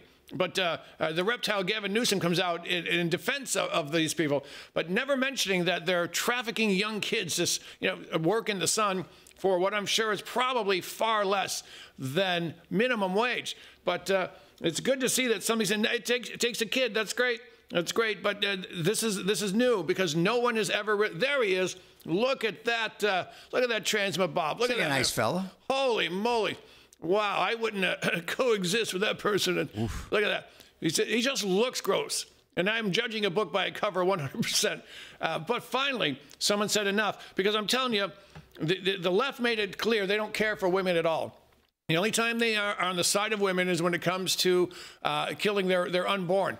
But otherwise, they throw women under the bus. And now they're doing it to kids. But this is what the communists do, folks. You can't have too many casualties for the communists. They'll sacrifice everyone and everything. Remember, the issue is never the issue. The issue is always a revolution. And if that means letting the pedophiles go, remember a Haitian rapist raped a 15-year-old disabled girl in Boston. He walked on a $500 bail. He just had to pay $500. And this one they didn't even want to prosecute because this is part of their plan. They need chaos. And I hate to say it, it's repulsive to talk about, but sexual assault is a huge part of taking over another culture. And that's why he's here. And that's why they're all here. That's a big part of it. We see it happening in Western Europe now, this epidemic of Muslim rapes. And of course, if you go to Africa, they're not just raping, they're slicing people up, they're killing people there. So what's happening in Africa now, it's going to hit Western Europe in about 5 years. And what's happening in Europe now is going to hit us in about 3 or 4. Well, maybe not because we got Trump back. So hopefully that'll help us. But this is sick. They were going to let him go. But now they're recalling the bozo who thought we better just he was mentally competent enough to find out where the kids go. He said, oh, hey, look at school. Yeah, I'm going to wait around till, lunchtime. Oh, I'm just snag one. Exactly. He was competent to do it. Yeah. And how is it crazy people always do horrible things? How come, I heard a voice, so I cut my neighbor's lawn. That never happens. It's always something horrible. But thank God this woman, well, let's see if she gets recalled. Because remember, they recalled the DA from San Francisco because there was so much violence against Asians. Nothing was being done about it. They had it on video. They wouldn't release the video. Oh, we released this video of who's attacking who. Well, that's going to seem racist. So they're hiding it. And again, all part of the plan, folks. This is woke right here. You can't criticize another culture. And it worked in England. It worked in Western Europe. They didn't do anything when this rape epidemic began. And that is the intention. They want it here. We're not going to stand for it. Don't give up your guns. And I saw someone post about this and say, man, Colorado's turned into a human sewer. Oh. Absolutely. Right? It's just sick. It's amazing what people will do to prove how woke they are or to prove that they're not one of us. And that's a big part of it. Virtue. Sell virtue. People will jump at that. And weak people always will. They'll sacrifice their kids. I was reading an article with a woman. I said, why? Your daughter was 15 when she had her breast carved out. Why did you allow that to happen? And she said, well, I was afraid they would call me transphobic. Fear of being called a name. And that's a mother. That's sick. These are weak people we're dealing with, folks. That's why they're so easy to control. Before we do more news with Kevin Downey Jr., I guess this would be considered breaking news, although I mean, this has been debated whether he can do it or not. I think he can. Representative Anna Paulina Luna tonight, 8 minutes ago, says Jerome Powell is going to be fired. Ooh. Firing is imminent. And this has been highly debated on whether the Fed has the independence from the president of the United States to be fired. And, well, this will be interesting. I mean, I absolutely believe he can fire him. But there's a lot of people who think this will be challenged. And, of course, how quick do you think you'll have a junction? Right? You'll have a judge somewhere jumping on this one. I'll give it about 8 seconds. Yep. And also breaking, by the way, J.D. Vance is on his way to break the tie. to advance the now $9 billion Doge cut package, which includes reductions to NPR, PBS, and USAID. And someone wrote me, said, no big deal, he's on his way. It's just the beginning of the negotiations. I get it, but the point is that we need him is the point. The fact that we need him on what's one speck of sand off the beach, essentially, in cuts, is the point. Many others now reporting both of those things. J.D. Vance is on his way to break the tie, and that Jerome Powell is going to be fired. The Powell thing is very interesting.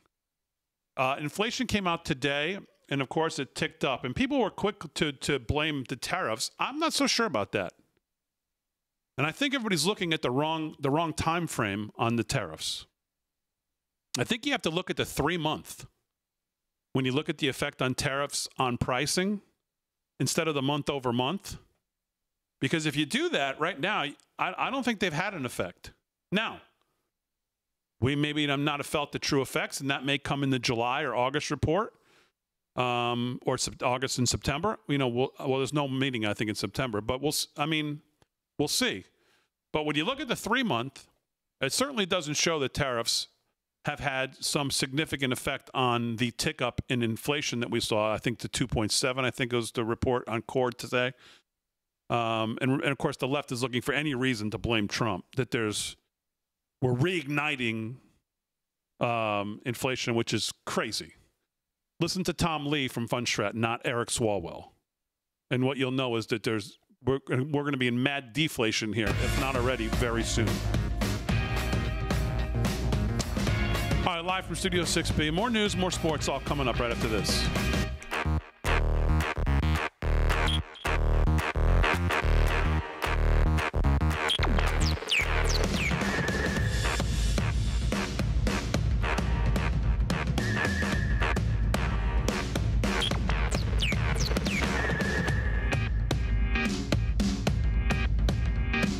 God, when does he get out? To China with his wife. Ugh. Of course it was him. It was McConnell. Wow. Collins, Murkowski, and McConnell. That old fool. Weasel. You haven't done your impersonation in a long time. Yeah. The only impersonation I want to do of him is when he's out. God, enough. Just enough of this guy. Sick of him. J.D. Vance has broken the tie. There you go. Nice. But, of course, that's not, at least for me, that's not the point. Right. I mean, I'm glad it happened. It shouldn't be this way. No. And the fact that it is, what's this country going to be like in 20 years? It's not. It's not going to be like anything. It's not going to be like this. Problem might be gone. Let's hope not. Good God. At least we'll be told along the way why every time we get to this point, it has to be this way. Because don't worry, the next time we're going to do it. Yeah. The next time we'll cut. The next time we won't raise the debt ceiling. The next time. Can't do it now, though. Because A, B, C, D, and E will happen. Okay.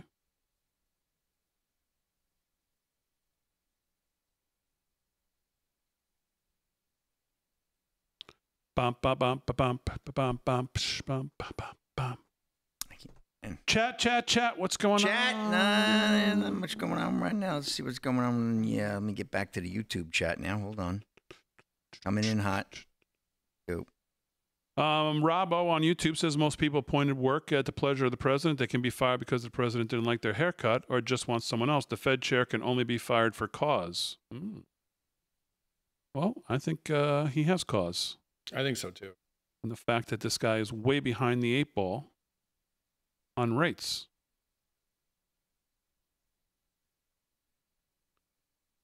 And not to sound like a Tom Lee suck-up here, but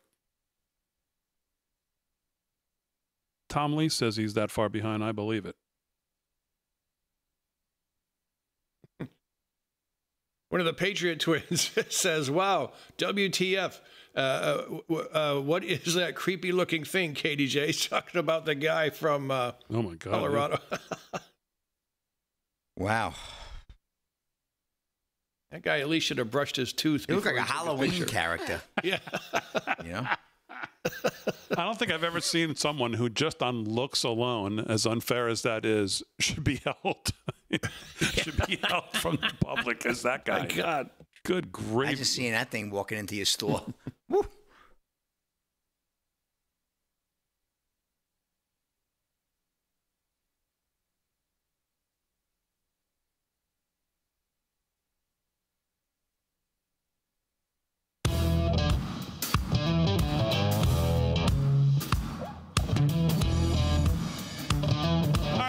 Past the hour, live from Studio 6B, Real America's Voice, all across the country. Glad you're in. We always appreciate you giving us a few hours of your weekday nights, 8 to 10, right here, Monday through Friday on Real America's Voice. Make sure you follow us on all our socials at LFS6B, pretty much everywhere. YouTube, X, Rumble, Facebook, Getter, Truth.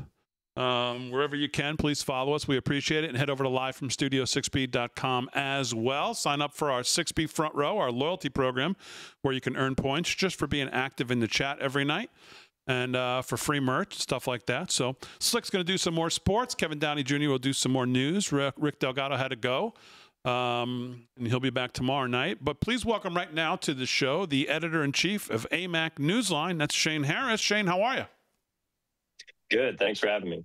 Always a pleasure to have you on. Thanks for a few moments tonight. We were talking with Josh Hammer before on the show from Newsweek, and I was talking about the Biden pardons, and I said to him, and I talked to John Solomon from Just the News about this last night. You know, the New York Times article that came out yesterday was, well, I think they thought they were helping Biden, but I don't think they did him any favors by admitting some of the things in there that, listen, this guy was clueless. President Trump was right about Biden's pardons. So what do you think all of this tells us about who was really running the country so far? Yeah, I mean, really, it confirms what we already knew, which is that Biden wasn't running the country and unnamed, unelected staffers were.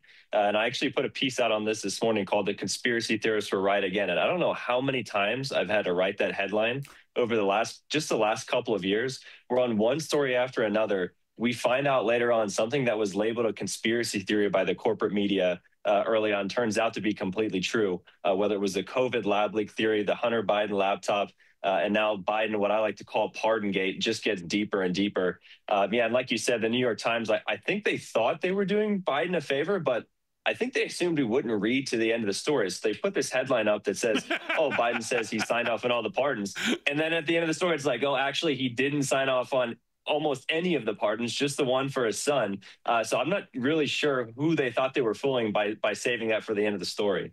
Yeah, I think that's you make a good point. Maybe they figure people weren't going to kind of actually read through the kind of, you kind of parse through the language. And, I had that experience reading it. I thought to myself, wait a minute, this is not helpful. They're basically admitting here that this guy basically just kind of gave carte blanche to all the people around him, and he really had no idea. I think there was one part of the article that said when it came to some of the criminal part of it, that some of the jails actually had to call over and say, well, wait a minute, who are you referring to here? We don't even know. It's so random and so blanket. We don't even know who you're referring to. So I think you're right. But to the point, do you think this evolves? I asked Josh this. He didn't think it did.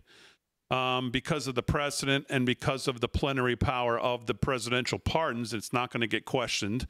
And he referenced some older inspector general from the Department of Justice letter that basically said, even if the president doesn't use it, doesn't do it himself, if he delegates to somebody, it's just as good as if he did it. But John Solomon thought maybe there would be some fire if there was smoke here. Do you think this evolves into anything at all, or it's going to be too tough to kind of get to the end road here?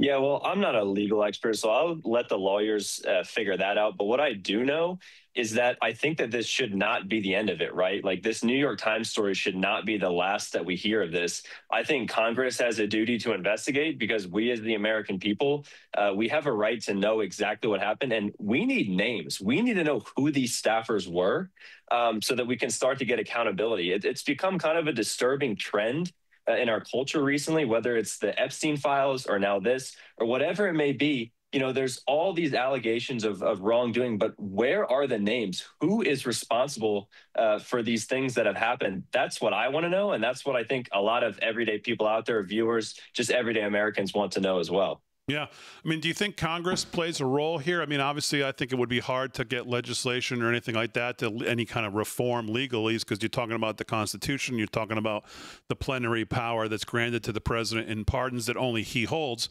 But do you think there's any role for Congress or any other governing body here to step in other than investigation? Sure. Yeah. I mean, the investigatory role would be the main one, right? Like, I want to see more Biden staffers in front of Congress, in front of the House, in front of the Senate, answering questions.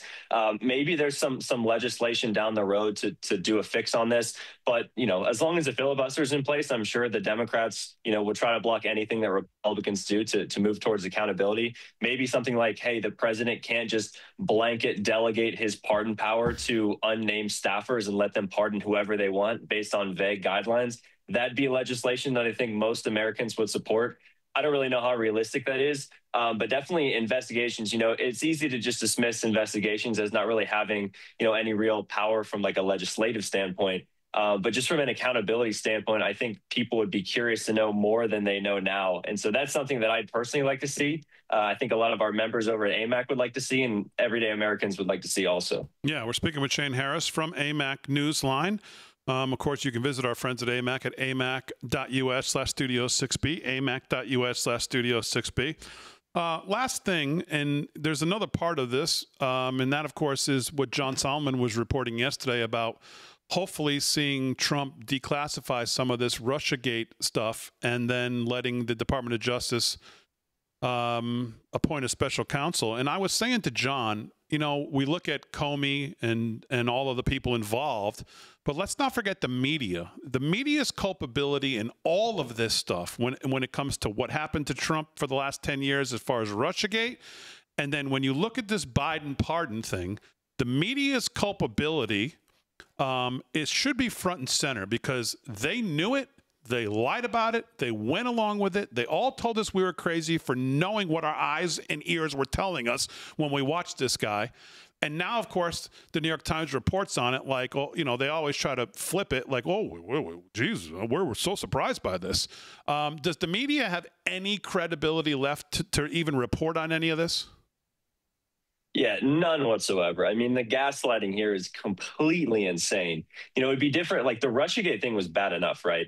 But then we have the Hunter Biden laptop and then COVID and now this. And it's just one thing after another. And yeah, you say the media, and I really think that the corporate media and the establishment media, their credibility is gone, right? Which is why more and more people are turning to outlets like Real America's Voice, like AMAC, for their news and analysis and information. And so, no, I think that, yes, maybe this story dashed the media's credibility, but it was already in such shambles that I'm not even really sure how much damage it did, because I don't think anybody really believed the line from the very beginning that Biden had anything to do with these pardons or anything to do with any of the decisions that were made late in his administration. I don't think anyone believed that from the very beginning. So for most people, I think this story just was further proof of what they already knew, which is that the media, the corporate media, the establishment media had no credibility left whatsoever. Yeah, I think that's the case with a lot of things. When it came to COVID and vaccines and all this other stuff, we all knew it when we saw it, and it took 3 or 4 years for all the naysayers to kind of go, well, maybe they were right. We're talking with Shane Harris from AMAC Newsline. Anything else you guys are working on at AMAC, or what else is on your radar? What else is going on at AMAC Newsline? Any other big stories you guys have an interest in right now? Yeah, absolutely. So we're covering a number of things. We're still, heavy on the big, beautiful bill, which passed over the 4th of July holiday. And now the big mission with that is turning to explaining what that bill does, how it benefits seniors. We just had a great piece we put out yesterday that the press secretary, Caroline Leavitt, tweeted out about how that bill helps seniors. So that's something we're really focused on. Really focus on the cultural issues, some of the stuff that's happening in Colorado that I know you guys were talking about, the housing issue, which has been in the news lately. So really everything, whether it be culture, politics, foreign policy, definitely come on over to AMAC Newsline and check us out. There you go. You can see why it's great stuff. AMAC Newsline. He's the editor-in-chief. Shane, always appreciate you coming on. Thanks so much. All right. Thank you. Shane Harris, he's the editor-in-chief of AMAC Newsline. And they do great stuff, great stories, great news, and, of course, great deals. amac.us/Studio6B. I don't know what the current deal is, but I think it was about 5 years for $35. I don't know what it was. $35. It's ridiculous, whatever it is. So some value. amac.us/Studio 6B. Go there now. amac.us/Studio 6B. And this audience, by the way, has responded in AMAC, and I hear it sometimes directly from them in enormous numbers, and we appreciate your supporting them.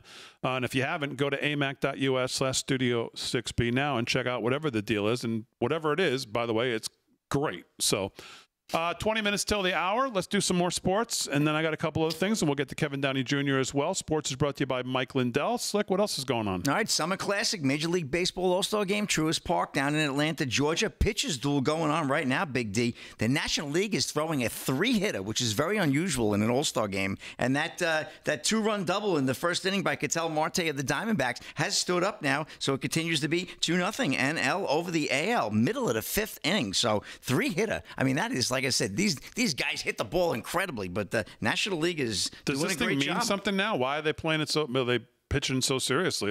Does it mean something? Yeah, well, I think the winning team gets the home field advantage. The league gets the home field advantage, so the National League will get the home field advantage in the World Series. So that's a benefit in itself. And there's a little more coin. These guys like that little scratch. I'll tell you, these guys make millions and millions. They get crazy over that $100,000 or whatever they win. Probably who knows what they win these days, but it's so much money. But yeah, so there's a little something on the line there, big something. Bragging rights, right? And PGA Stars. Well, we got a big, obviously Bethpage. We got a big golf tournament coming up. Ryder Cup, right? Big D can't wait. September. Well, that's the Ryder Cup. It's not even a tournament, but it's the Ryder Cup once every 2 years. Well, I call it a tournament. America versus the Europeans. Let's go. Red, white, and blue. Well, PGA. I got to figure out how to get there. Oh, you get in there. You got a hook. I got to find some hook that I have other than my buddy Stu Feiner from Barstool and from, of course, just being Stu. It's a hot ticket. Who lives about 6 feet from Bethpage, who will have, I'm sure, PGA and Ryder Cup events at his house. Other than bothering him, which I'm not going to do, I got to figure out how to get in there for the Ryder Cup. I mean, Long Island's going to be New York. Oh, in fact, is going to be it'll just be shut the greatest down. scene in golf ever. Yeah, I know. It's a great course. But a PGA Star's dad is skipping the unwatchable Ryder Cup at Bethpage Black. He's afraid of what's going to happen. This is Stefan Schauffele. Says fans called Shane Lowry's wife a whore last time he was there. This is Ryan Marick of Fox News. I mean, well, that's what he called her. What can I tell you? This is what's Welcome going to on Bethpage. Yeah, talk about hearsay. The Ryder Cup countdown is on, and this year has the potential to be one for the history books. This year's event will take place at Bethpage Black outside of New York City. It will be the second time a team competition has been in the tri-state area, along with the 2017 President's Cup at Liberty National in Jersey City. The United States and Europe have alternated winning the Cup, with the home team winning each event rather than convincingly each year since 2016. Xander Schauffele has been a part of Team USA for each Ryder Cup and President's Cup since 2019, and he currently has an automatic bid as the second-ranked American in the FedEx Cup standings. However, his dad wants no part of it. Stefan Schauffele told the London Times that he's not going to the Ryder Cup in September. I'm afraid of what's going to happen in New York. I was there at Whistling Straits when they called Shane Lowry's wife a whore in front of him. I couldn't believe my ears, Stefan revealed. Stefan also said he was turned off by the tempers flaring between Rory McIlroy and Patrick Cantlay's caddy, Joe LaCava, in Rome 2 years ago. What does Rome have to do with Bethpage? I don't know. I guess because it's New York, right? Well, Rome, they New York. should just, the problem is they sell too much alcohol, and you get these, I mean, I can see what he's Hecklers, saying. Yeah, it's the U.S. Open, by the way, at Bethpage was, I was there. Yeah, it was Paul Nolan it was there? a little over the top and wild. Was Paul heckling anybody? It's just, no. But it is. I mean, I don't know. This comes with the territory. You come to Long Island, and that's unfortunately sometimes what you're going to get. Par for the course. Yep. Yeah. That's it, Big D. It is too bad, but that is a shame. Because I mean, it's such. I mean, it is the sporting event I look forward to the most every 2 years. Unbelievable. Which is the Ryder Cup. So, all right, a little more news with Kevin Downey Jr. to wrap it up on a Tuesday right after this.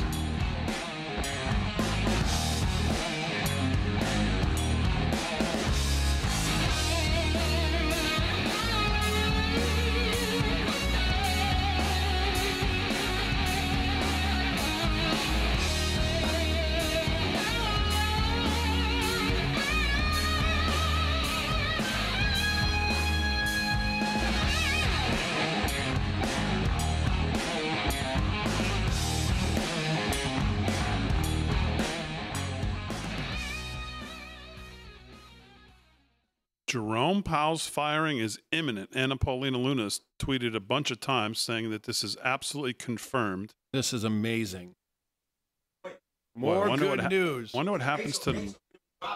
The markets either take off or plummet. I don't know which. I'll have to wait and see. Should take off. Right? Well, they don't, you would think, but they don't like not knowing. So, I mean, unless he announces who a replacement will be right away. And it's the Asian market that dictates first, right? In the morning. Well, depending on when it happens. The timing is going to be critical, too. What do you think that'll do to the markets? Make it explode? God, I hope it does. Again, I don't know. I think it's going to depend on who he announces. Market's just starting to rebound a little nice, It's starting to look a little something. I mean, obviously, he wants rates cut. So whoever it is, that it's going to be cut. He wants rates cut. That is usually good for assets, obviously, especially hard assets. Mm-hmm. Yep. So, but we'll see.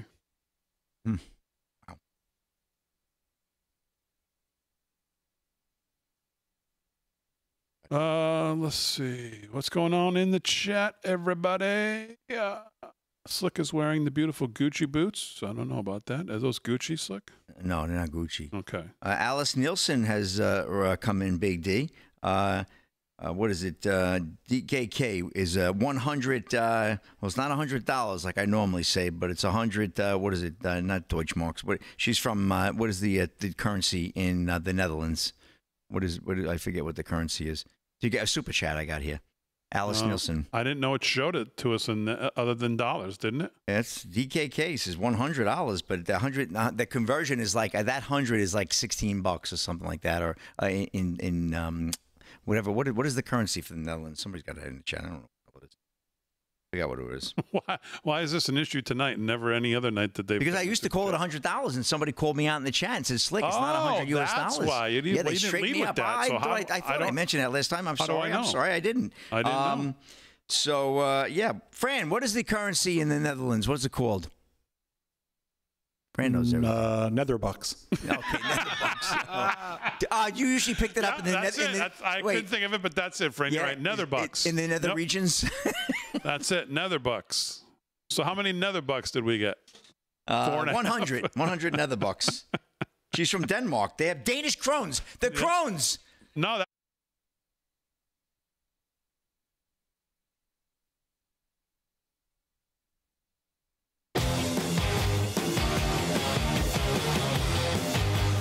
what's the question? What's the official currency in the Netherlands? Currency in the nether region of the Netherbucks, Netherlands. Oh, Netherbucks. Let's see what Drock says here. The official currency of the Netherlands is Netherbucks. Yep, that's exactly what it is. No, it's the euro, just like every place else. It's crowns. That's what it is, crowns. The euro, yes. Yeah, Drag Blacker straightened me out in the chat. Yeah, so a couple of weeks ago they straightened me out, but I didn't retain it. What can I tell you? Okay. I got a brain like a sieve. Well, I think it's pretty close to. I think it's pretty close then. Maybe it's like 92, but it's pretty close. Yeah, no, I think it's like about $16. Whatever you want to talking about. Yeah, you're right. Hey, appreciate it if listen, it's 16 Alice cents, Nielsen's fantastic. Yes, exactly. She hooks us up. All right, 13 to the hour, live from Studio 6B, Real America's Voice. Glad you're in. Kevin Downey Jr. is here. Let's give him some time to do some more news. Mr. Downey Jr., what else is on your radar? Well, I got some great news.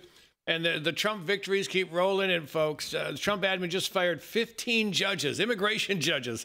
They haven't hit their 2-year mark. They're on... what do you call it? Not suspension, but you get a new job and they can probation. Probation, thank you. They can fire you for any reason that they want. So 15 gone, and there's about 50 more that they got. So that's 65. These are folks. These were going to be deep staters. These are all from Biden. We know why they were sent there. They were sent there to stop America from being America. Trump is weeding them out. He's weeding them out like the picker bushes they are. Do you call them picker bushes when you were a kid? Those things you step on with the. We call them picker bushes. Picker bushes? Thorn bushes. No, never used that term before. Okay. These are human picker bushes, and they got to go. The pucker brush is where I used to hit my golf ball when I teed off on most holes. But no, not the picker, whatever. Well, you had to have them out here. I use a pucker brush to comb my mustache. In the Midwest, they're picker bushes. I don't know what you guys call them here. But this is great. This is how we win, folks. Remember, who wins the race? Slow and steady. And that's what Trump is doing. He's not even going slow, but he's going very steady. And it's just win after win after win. And this is huge because these are the animals who stop Trump from doing everything, whatever he wants. Every time he says, we're going to throw that kid out or that guy out. Remember the animal who set fire to a bunch of Jewish people in Colorado? Trump wanted to kick his family out. And a judge said, nope, can't do that. Why would you let his family? They're all here illegally. Why would you let them stay? What kind of a heartless judge says, no, we're going to keep them? We're going to keep them. Marxists, that's who. That's who. They're anti-human, folks. And Trump is weeding them out. Now, this is a little more serious. They caught, this is right upstate here. So, folks, so from New York City, if you take 87 north, you will hit Canada. And about 4 miles west of there before the border, there's a small town called Moores Forks, I believe. And they caught a van with 5 Iranians and 2 Uzbekistans. Now, were they just on vacation? It could be. They could be lost. It sounds like the worst yacht rock band I've ever heard of. 5 Iranians, 2 Uzbekistans. But they've all been caught trying to sneak into the country before. Now, why is this important? Well, because we just bombed a potato salad out of their nuke factory, and they've been screaming death to America for years. But now they're like, now we got to get Trump. And now, is this a sleeper cell? No one knows. But how do they catch him? Someone saw something and they said something. Someone saw 7 guys in a van who looked like they might not be from this country and said, that's worth a phone call. So my hat is off to these patriots, whomever they are, who called the cops and said, hey, there's something weird you should see here. They were trying to get right over the border, and they were stopped. They didn't get through. And this is huge news. Keep in mind. Did you see, by the way, your friend Robert Spencer's headline about this in PJ Media today? Yeah, I'm reading this. Oh, okay, yeah. You got it. The title of that piece is either these guys were very, very lost, or they were up to no good. Yeah, I should have said that. Yeah. This is from my friend Robert Spencer. He's got 30-plus books out on the jihadi daddies, and he runs jihadwatch.org. Check him out. He's a wonderful guy, and he's an author with me over at PJ Media. Yeah, I read this today. It's the only reason I know what you're talking about. I saw that and read it today. He's hilarious. He's hilarious. But look at this. Back in November 2024, this is from Robert again, an Islamic Revolutionary Guard Corps operative, Fahad, I can't say that name, was indicted for plotting to kill Trump. Plotting to kill Trump. 2021, the Islamic Republican Guard, whatever, mounted an audacious operation to kidnap Masih Ali-Najad, an Iranian dissident in New York, take her back, torture her, maybe even kill her. So that's what's going on. These sleeper cells could be anywhere. Remember, folks, Biden left the border wide open. And my friend Robert points out here, under Biden, these guys could have come in and said, we want asylum. And they would have said, okay, come on in. Here's your date. And if you don't make it, well, we'll deal with that then. He was just letting them in. But now there's so much pressure. And I heard there's a big, big bounty on Trump from Iran. All right, from Iran. Keep in mind, Biden was giving them money, and Obama was giving them money, and Trump, he's blowing them up. He's blowing them up. So we can see that the Democrats are on the side of these Islamo-communists, as I like to call them. But great day. 7 of them, they're packing them up. They're going to send them back home. They'll probably try to get back in again. But remember, now that Big Daddy Trump's here, so few people are getting over the border. They're trying, but they're just not getting here, folks. And this is another way we win. And let me just say, as a comedian, I can read a room. I'm telling you right now, most of this nation, or at least a big chunk of it, they are all for throwing people out. All for it. There's a couple got arrested in, I think it was the Upper Peninsula of Michigan. And the Detroit Free Press or something, I forget, said they were kicked out for going 6 miles per hour over. No, they're kicked out because they're here illegally. And I'm not seeing a lot of people saying, they can't believe they're doing it. People are behind this. Too many people are getting raped and killed. Another woman she just pled guilty today, going 75 down the highway, down the wrong way, and kills a 12-year-old who was in a car. He wouldn't be dead if she wasn't here. It's important to throw these people out. I get it. Maybe I have to do my own laundry because usually I drop it off. Did I tell you I wore my Trump hat in? And the woman goes, you like Trump? He's going to kick me out. And I was like, normally I don't wear it in there. And I forgot to take it off. No ticky, no Trumpy. Now she works at the deli I go to, so I'm probably getting a little DNA in my tuna salad sandwich, if you know what I mean. Yeah, that's either hand or there. Hats off to my friend Robert Spencer. Yes, that's a good article over at PJ Media today. A couple things here before we wrap. The president has posted about 5-8 minutes ago that he now has the votes for the Genius Act. He says, I'm in the Oval Office with 11 of the 12 congressmen women necessary to pass the Genius Act. And after a short discussion, they have all agreed to this failed to this. They have all agreed to vote tomorrow morning in favor of the rule. Speaker of the House, Mike Johnson, was at the meeting via telephone and looks forward to taking the vote as early as possible. I want to thank the congressmen women for their quick and positive response. This is what I'm talking about. This is pressure like he puts on other things. This is the way to do it. And this is, you get what you, when we message what we want and we stand behind it, we get it. And this is good. And the Democrats tried to pull some fast ones today. Like there was a lot of reporting today about Republicans voted unanimously not for the Epstein thing to come out. Well, that wasn't exactly the case.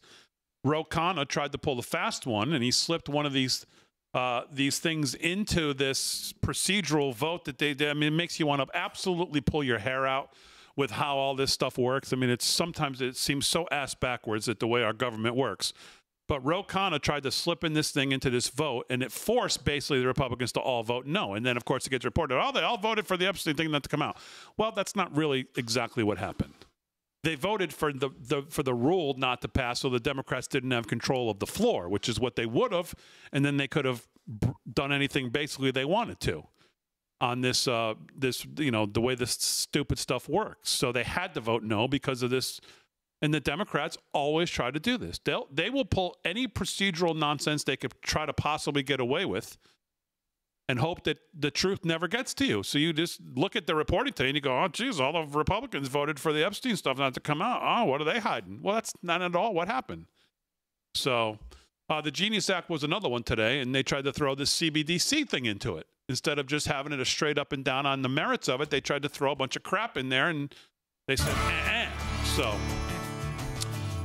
as always, we salute our military, active and active police, firefighters, first responders, EMTs, everybody on the front lines protecting us. Thanks to everybody on the show. Kevin Downey Jr. for coming in. He'll be here tomorrow night as well. Rick Delgado, Slick Rick. I'll be off tomorrow. Aaron and Fran. As always, have a great night, everybody. We'll see you. The boys will see you tomorrow night, 8 p.m. right here, live from Studio 6B.